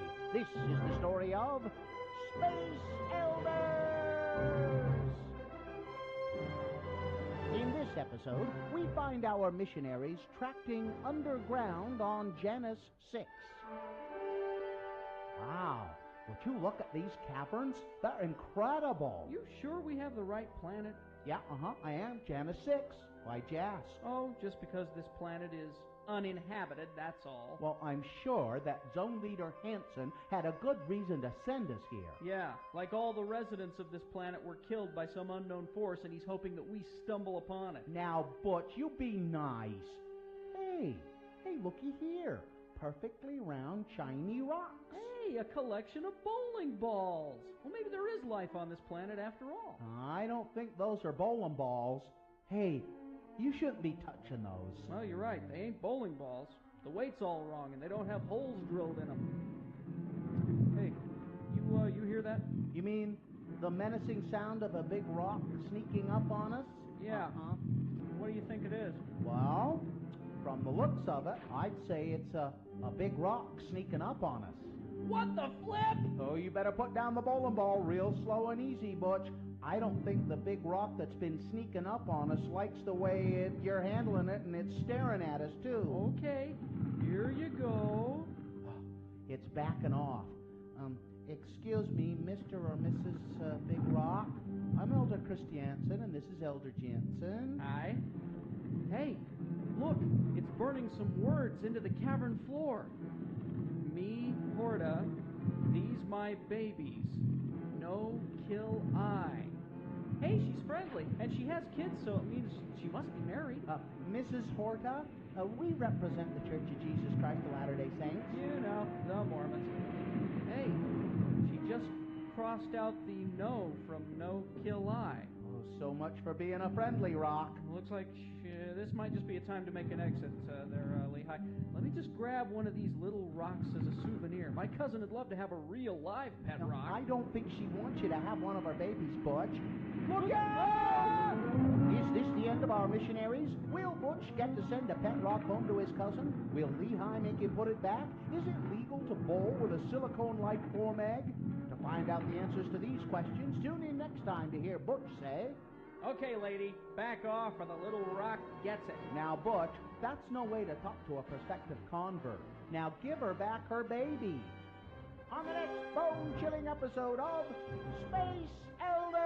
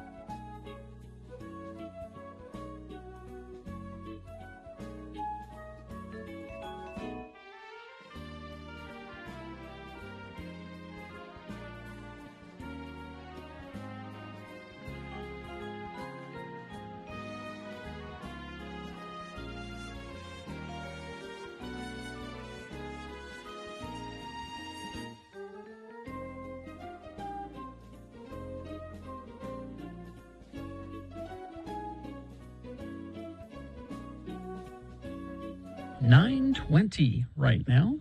And Big Boy News and Opinioendo brought to you by... Demand for nurses is higher than ever. Nightingale College blends online classes with on-ground supervised field experience. Enroll now for our upcoming fall semester. Visit us at nightingale.edu.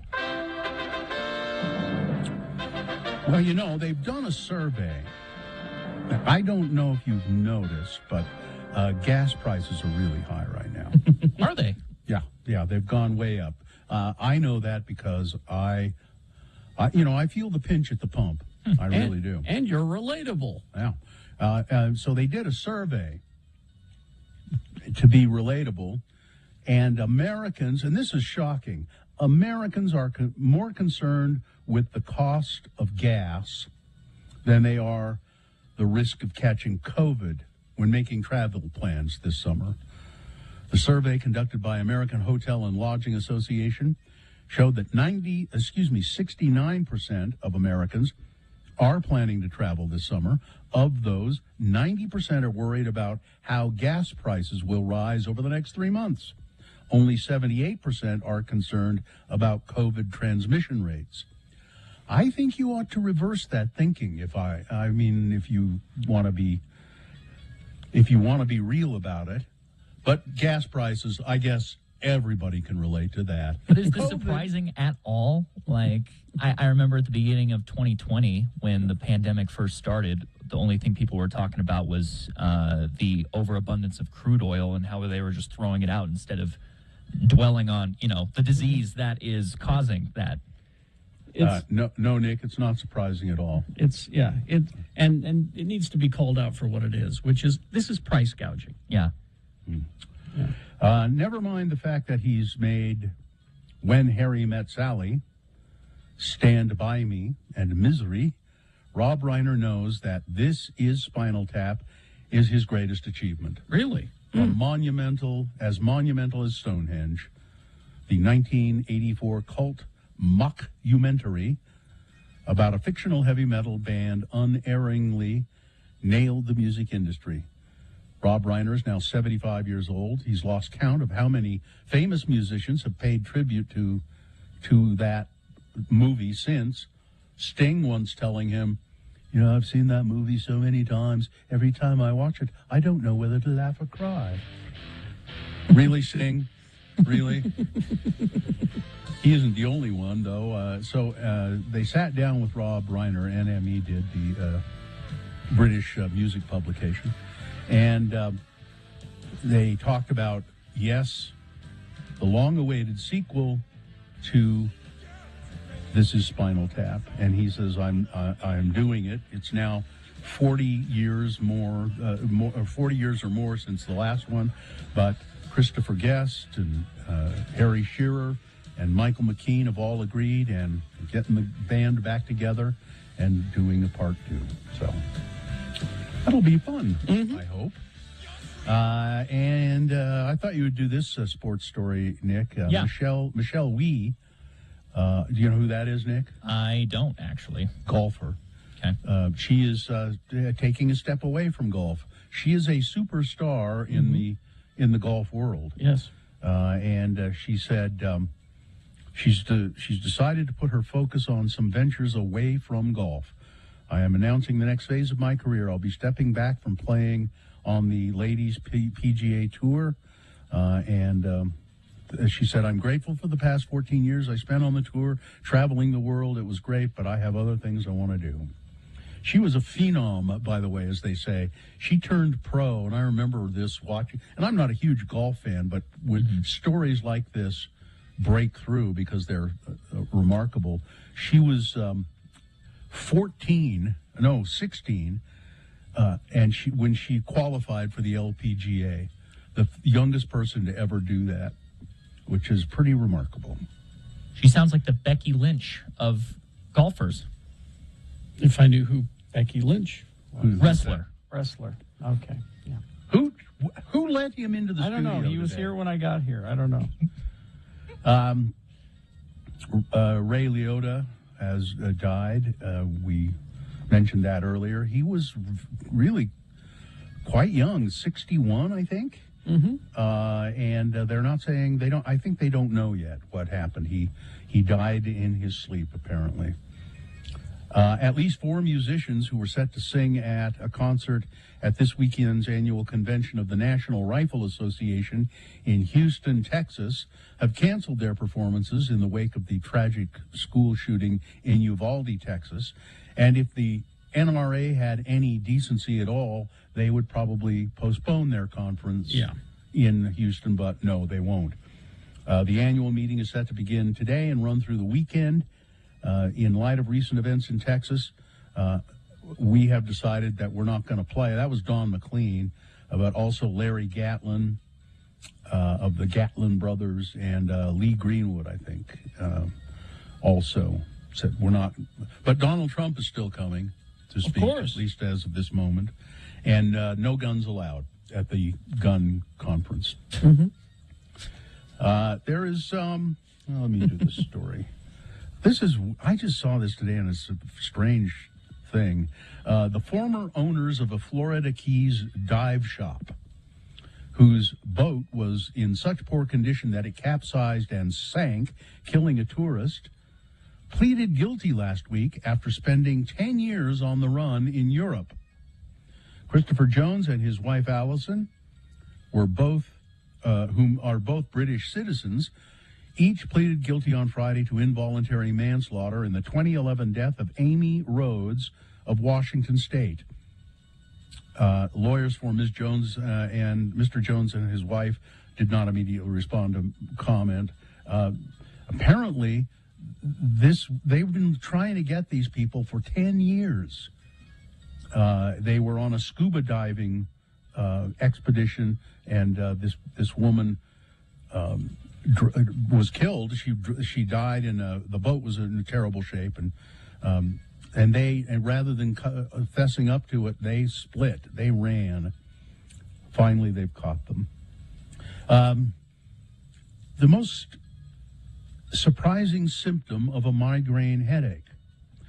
And this is interesting to me because I don't have migraines.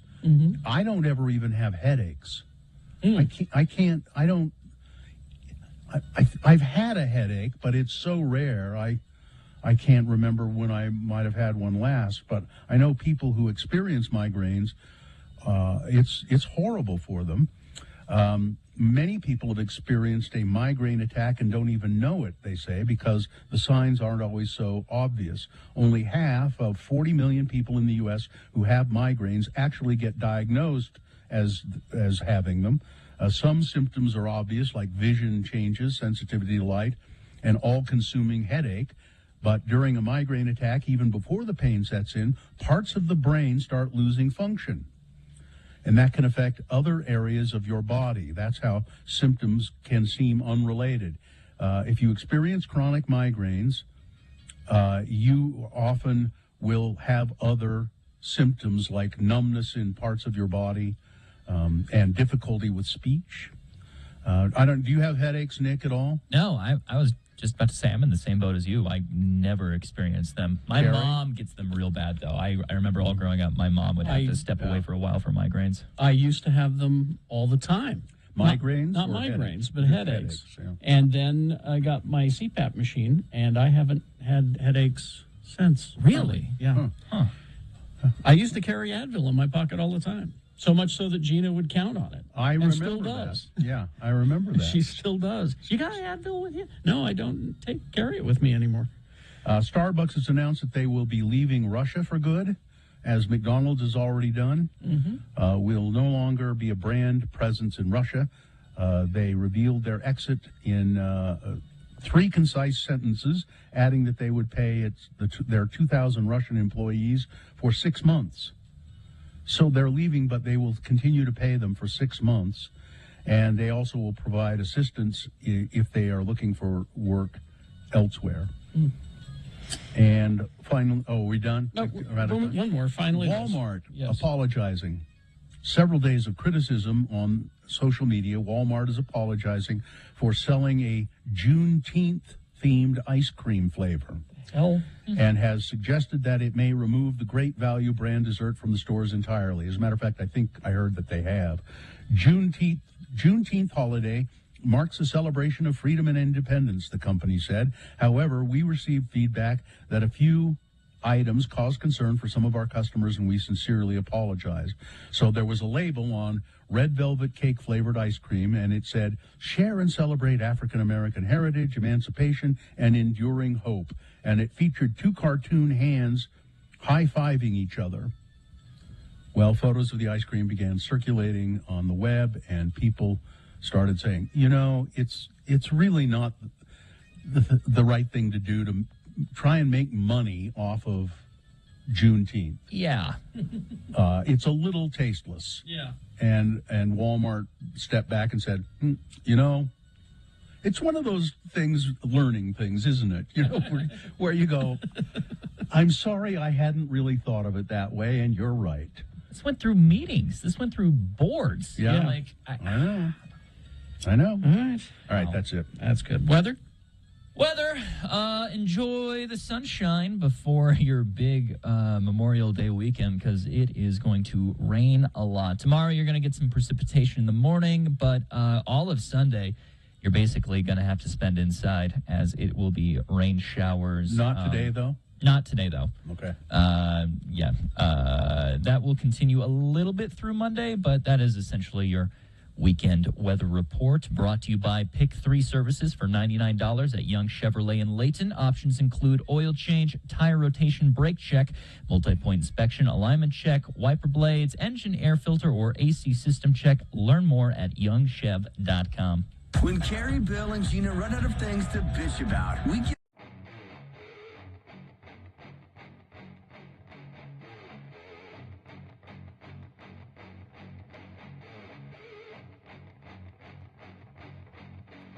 It is the 23rd century. Humans have left the lowly confines of planet Earth and have sought their destiny among the stars. While many things have changed, one constant remains: the need for young men to venture forth and do the work of the Lord.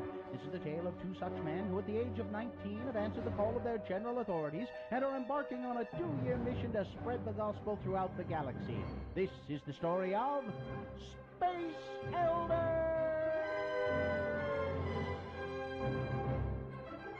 Today, we join our elders as they are drawn to a mysterious, uncharted planet. Are you sure the weird booming voice in your head said that this was the planet? Yeah, this is the place. I'm getting no signs of life on this planet anywhere. Just some weird power source in a cavern well beneath the surface. Well, we better check it out. Wow, cool cavern. Hey, Lehigh, look. Lava lamps. Keen, huh? Hey, Butch, you shouldn't mess around with stuff that's not ours. Put me down. Who said that? It came from the lava lamp. That is not a lava lamp. It is my receptacle. I am Calgon. Welcome to our world. Sorry. Well, who's in the other receptacle? That is my son, Polygon. We have resided here for 50,000 years, waiting for someone to come. Hi. I'm Elder Christiansen, and this is Elder Jensen. Hi. We represent the Church of Jesus Christ of Latter-day Saints. You know, the Mormons. And we heard you call, and we're here to offer any assistance we can. How did you guys end up in these receptacle thingies anyway? We were a proud people, so technically advanced that we would be considered gods by your standards. We could have made an operational hyperbike the size of a walnut. Oh, that'd be cool. Wouldn't be very useful, though. Centuries ago, our world was ravaged by war. We saw our own destruction and designed this cave to ensure the survival of our species. Of all the great minds of our world, only my son and I have survived. Well, what do you want from us? A chance to hear the first discussion? After 50,000 years, we wish to borrow your bodies so that we may get out and stretch our legs. Oh, and what would happen to us? You would occupy our receptacles during our short stay in your bodies. Oh, hey, no way. How do we know you guys even have legs? Come on, Butch, it'll be fun. Besides, we're here to help people. And what guarantee do we have that you won't leave us stranded in these receptacles for the next 50,000 years? I promise. Cross my heart. Well, we'll have to take your word for that. Okay, we'll do it. Oh, Father, I had forgotten what it was like to breathe the air. We have been in the receptacles for far too long. Yes, my son, far too long. I can't wait to have a cup of coffee. Not in my body, you don't. And I want to get a Slurpee and give myself brain freeze. Oh, I hate brain freeze. Hey, time's up. Get back in your receptacles. Have Butch and Lehigh been cheated out of their bodies? Could our elders baptize a receptacle? Are they waterproof or do they float? Will Lehigh's body get its first taste of coffee? Can Butch survive a bad case of brain freeze? Tune in next time to hear Calgon say... Well, my son, we gave our word. It is now time to surrender their bodies and return to our receptacle. No way! I haven't even gotten to play Nintendo yet. You just want to give them back their bodies because I got the good-looking one. Oh, how true. On the next hip-dislocating episode of Space Elders.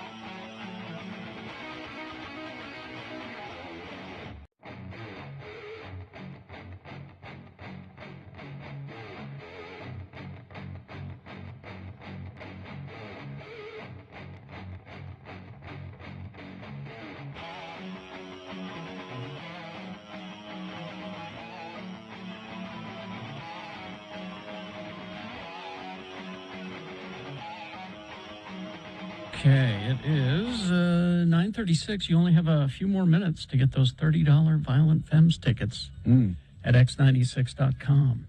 Sale ends at 10. A couple of things. I made a couple of mistakes today. Yeah. When I was talking about goats, Mm-hmm. and I said you should just have one goat in your yard. Somebody said, somebody let me know, goats are herd animals. Mm-hmm. You should not just have one goat. They don't like that. Yeah. They want to be with other goats. That's why I said nobody has just one goat. Yeah. And then apparently there are refrigerators at the dollar store, even the one that I go to. I knew it. I don't know. I guess I've never seen it because I've really never been in the market for a Salisbury steak from the dollar store.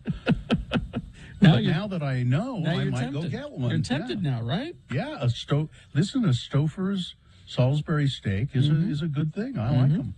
An air fryer will make anything taste delicious. I'll tell you what. Really? Oh yeah.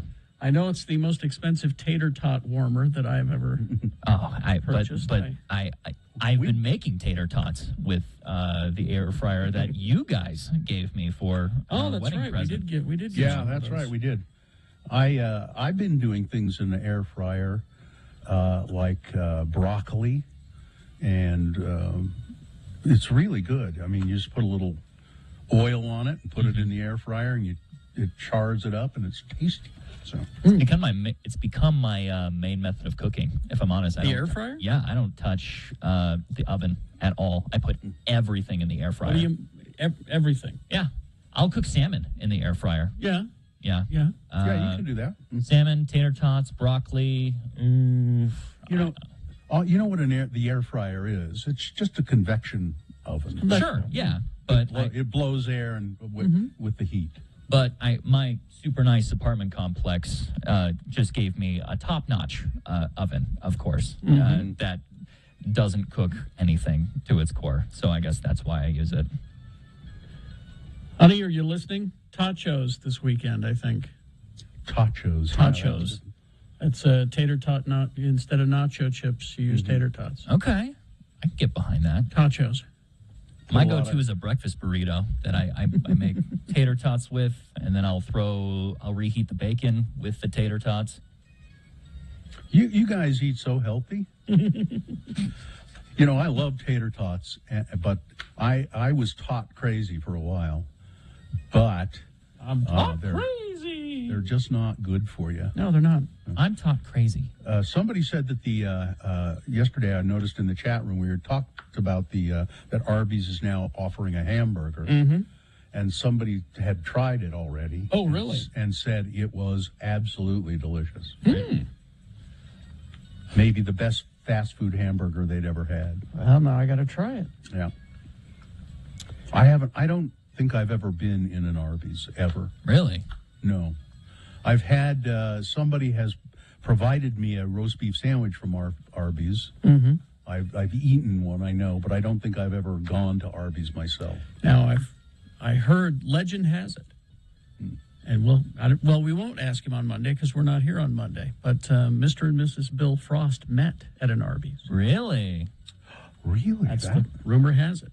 I mean, I survived on Arby's an entire summer when I worked at one of the many local amusement parks that you were working at Lagoon? I did. I was a games operator when I was 15. I'll bet you loved that too, didn't you? Yeah, I sat around with the teddy bear in the sun and asked people if they would throw money at the game that was never touched. Which game was it? I was good at talking, so they threw me on the basketball game near. So you were Colossus. good at talking back then, huh? I was okay at it. I've gotten better. It has? Iffy. You never advanced to the fascination position? No. Never advanced that far?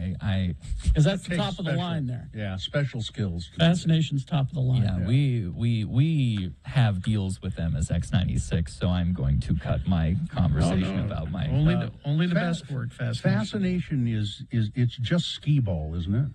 I don't know. Where you roll the ball and it down and it jumps up and you try to get it in a hole. I've been caught in my lie. I don't know what fascination is. I go into a dissociative fugue when I think about that summer. I know it had balls and numbers. Yeah, I think that's. I'm going to look it up. But I don't think it's skee ball. I think Lagoon just, they have their own version and they call it Fascination. Yeah, look it up and see. I will. But look it up during the message and the song. But first, you got to tell us about RenaissanceRanch.com. Indeed, Renaissance Ranch. I've spent some time speaking with the people who own it. It's a family who owns Renaissance Ranch Addiction Treatment Center, and they're very sincere and very concerned about helping people who are struggling with addiction to drugs or alcohol. It is the program's designed for male patients specifically, and they offer residential and outpatient services. So if you know someone in your family, or maybe it's you, who is suffering from a struggle with alcohol or drugs, it's hard to reach out, but do it. Go to the Renaissance Ranch website. Help is there. You can schedule a free consultation. If you go to renaissanceranch.com, it's a free consultation. They'll tell you all about it. renaissanceranch.com. They accept most private insurance plans. I have a list. A list? A list. Do people I don't know if like you guys lists? Are you up for a list? I don't know. People tend Do they to, like them? from what I can tell, people tend to like lists. Oh, they do? Okay, well, let's see if the people like this one. All right, here we go. Let's go. It's Radio from Hell with another list, because people love a good list. X96. That's right, I forgot. We have a recording that says they like them. Now, I have a problem with this list. So is it not a good list then? Because people Well, like a good list. Yeah, it's a list you don't like. Seeing a shirtless actor in Hollywood isn't all that uncommon.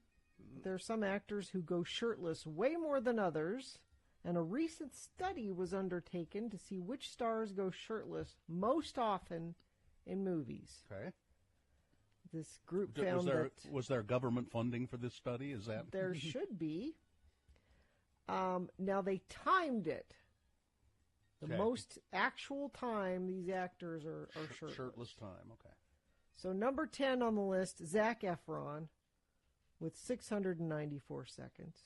Mm-hmm. Okay. Number 9, Leonardo DiCaprio. Okay. 724 seconds. Number 8, Colin Farrell. Colin Farrell?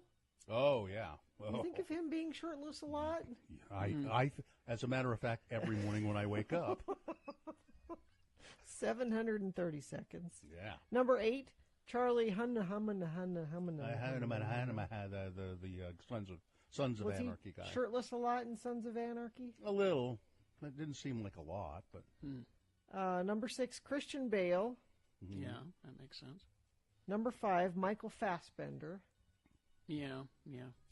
I can't even picture Michael Fassbender's face, let alone his shirtless body. Number 4, Jake Gyllenhaal. Okay. 913. You don't think of him being shirtless a lot. 913 seconds? Yeah. Okay. Number 3, Matthew McConaughey. That one makes sense to me. Well, yeah.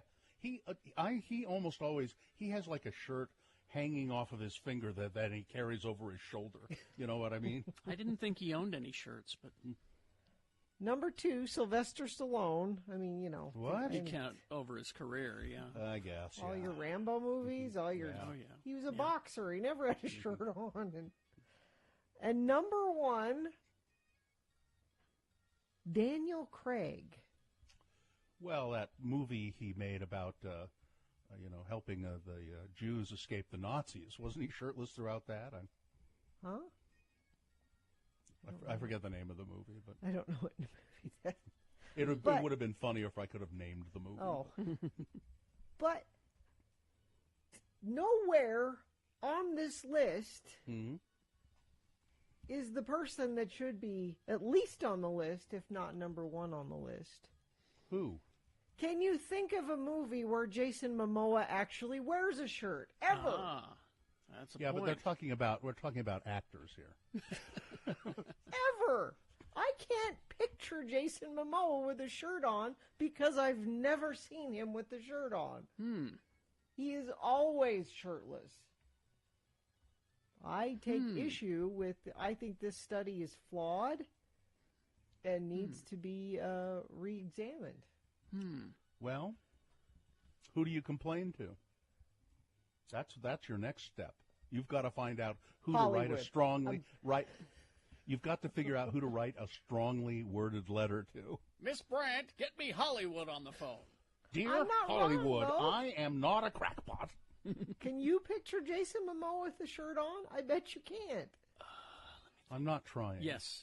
I'm really. You can? When he's wearing his full uniform as Aquaman at the end. Oh. But other than that, I can't think of a shirt that he owns. No shirt. He's a shirtless actor. Oh, He's now Hollywood's number 1 shirtless actor. Now is Liam, or I mean Daniel Craig, is he shirtless in the Bond movies a lot? Because I don't watch the Bond movies. On the beaches, you know. He takes he's his shirt often off on beaches. at least once. I'm looking at his. I think he was shirtless during Comic Relief Behind the Bond. No. What? Well, I know some of those numbers are padded, though, especially Leonardo DiCaprio's. It's padded because he just narrated a documentary about voting. Yeah. And the entire time he was in the recording booth, he was shirtless, apparently. Shirtless? So it didn't count. You never saw him, but he was. So he's padding those numbers. You don't think of Leonardo DiCaprio as having, the sort of physique that you care about seeing shirtless. No. And a texter says, what about The Rock? Dwayne Johnson? The Rock. He's shirtless all the time. Oh, yeah, that's right. Casino Royale features him being tortured while nude, and it's quite a long scene, so that's probably how... Yeah, that's probably how he was able to get up there. So, Well, I agree. Whoever wrote in The Rock, So this is a flawed list. I'm sorry I have brought you a flawed list. Yeah, and again, what about Schwarzenegger in the 2 Conan movies? Conan doesn't wear a shirt. Ever. Yeah. No, I don't know. I think they overlooked a lot of things here. I think they just went to the movies they wanted to see. That's all. Yeah. You see the shirtless men you want to see. That's what we get from this. Okay, well, it is a flawed list, but okay. We hope you'd enjoyed another list with Radio from Hell on X96.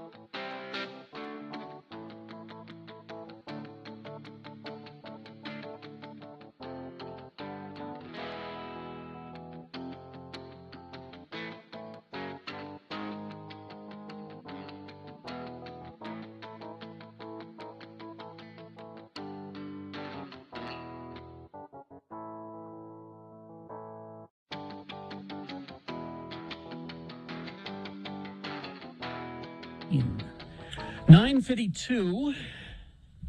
I found out about Fascination, the game out at Lagoon. It is considered to be in the skee-ball family. Fascination was invented in the early 1900s by John Taylor Gibbs in Salt Lake City, Utah. Oh. And there used to be Fascination parlors all around the country. Oh. Where that's what you did. You'd go in and play Fascination for, I would assume, prizes or maybe some of the money. I don't know. But there you go. Fascination. All right. Yeah, it's balls and numbers. That's all I remember. I don't even remember seeing that one back in the day. There was the one with the hump where you push the ball to get it over the hump. The bowling ball. Yeah. Yeah. And you never could do it. No. Oh. All right. Dave is here, Bill. Dave Manson, the Dave, flower the guy. flower guy. Hi, David. David, I understand you're going to a movie today. Yeah, Top Gun. Oh, yeah? Maverick. The D-Box. That's one of those seats that you sit in that the chair moves as to the movie. Rattles you. It's programmed. It vibrates and Dave, it gives you mild electric shocks too. So you better be. Yeah. And it sprays water on you too. Yeah. Yeah. And then in the water there's a scene. thing in there that Is it really? There's a thing there that'll it'll smell like farts. Yeah, there's smell-o-vision as well. Yes. I don't know. I've never. I saw Shrek 4D at Universal Studios, and that's the closest thing I have to those chairs. So okay. Well, Dave, be careful because those seats can throw you out onto the floor. So, all right, let's do this. All right, here we go. Boner of the week, Dave. The winner from Monday: fake bear baiting news. This is that guy here in Utah who baited a bear so that Donald Trump Jr. could kill it. Terrible. Boner candidate number 2 from Tuesday. Come on, people. What the hell is wrong with you all? It was that bullying at Ogden High School in the girls' bathroom. Boner candidate number 3 from Wednesday. I made a mistake. She was 16, Pastor. Yes, I know. I sinned. Yes, you did, Pastor. And I think that says it all right there. Boner candidate number 4 from yesterday. We threw all the candidates out. We threw the winner out and made Mike Lee the boner of the day that day for blaming mass shootings on kids that don't have fathers. And boner winner from today, he was pretty easy to find. The guy who dropped his wallet while he was robbing a 7-Eleven. Dave, which one is the worst? Mike Lee. Mike Lee, always. Mike Lee. There you go. Always. Yeah. Mike Lee. Yep. Thank you very much, Dave. Yeah. There we go. All right. Have fun at the movie. Yeah. Now, I understand that Todd has locked the 500 list. Oh, it's the list of the greatest alternative songs of all time. finalized, ready to go. And I helped him do it last night. Really? Well, I texted him a song that I just heard it in my head, and I texted in this song. I said, it's got to be on the list. And he goes, there you go. You just knocked this particular band off the list, put that one there, and now the list is done. Damn, okay. So which one got knocked off and which one I'm not did you telling put on you. there? Well, that's not fun. I won't tell you who got knocked off. How about that? All right. I will tell you that Todd inserted at my request Jim Carroll Band, People Who Died. Well, yeah, that's a good one. I don't know that one. He does not know that. I don't know that one. All right. Well, you'll have to listen. I got more homework to do. You'll have after to the listen show. to the list. Okay. And it starts tomorrow, I believe, right? Yes, Tomorrow. it does.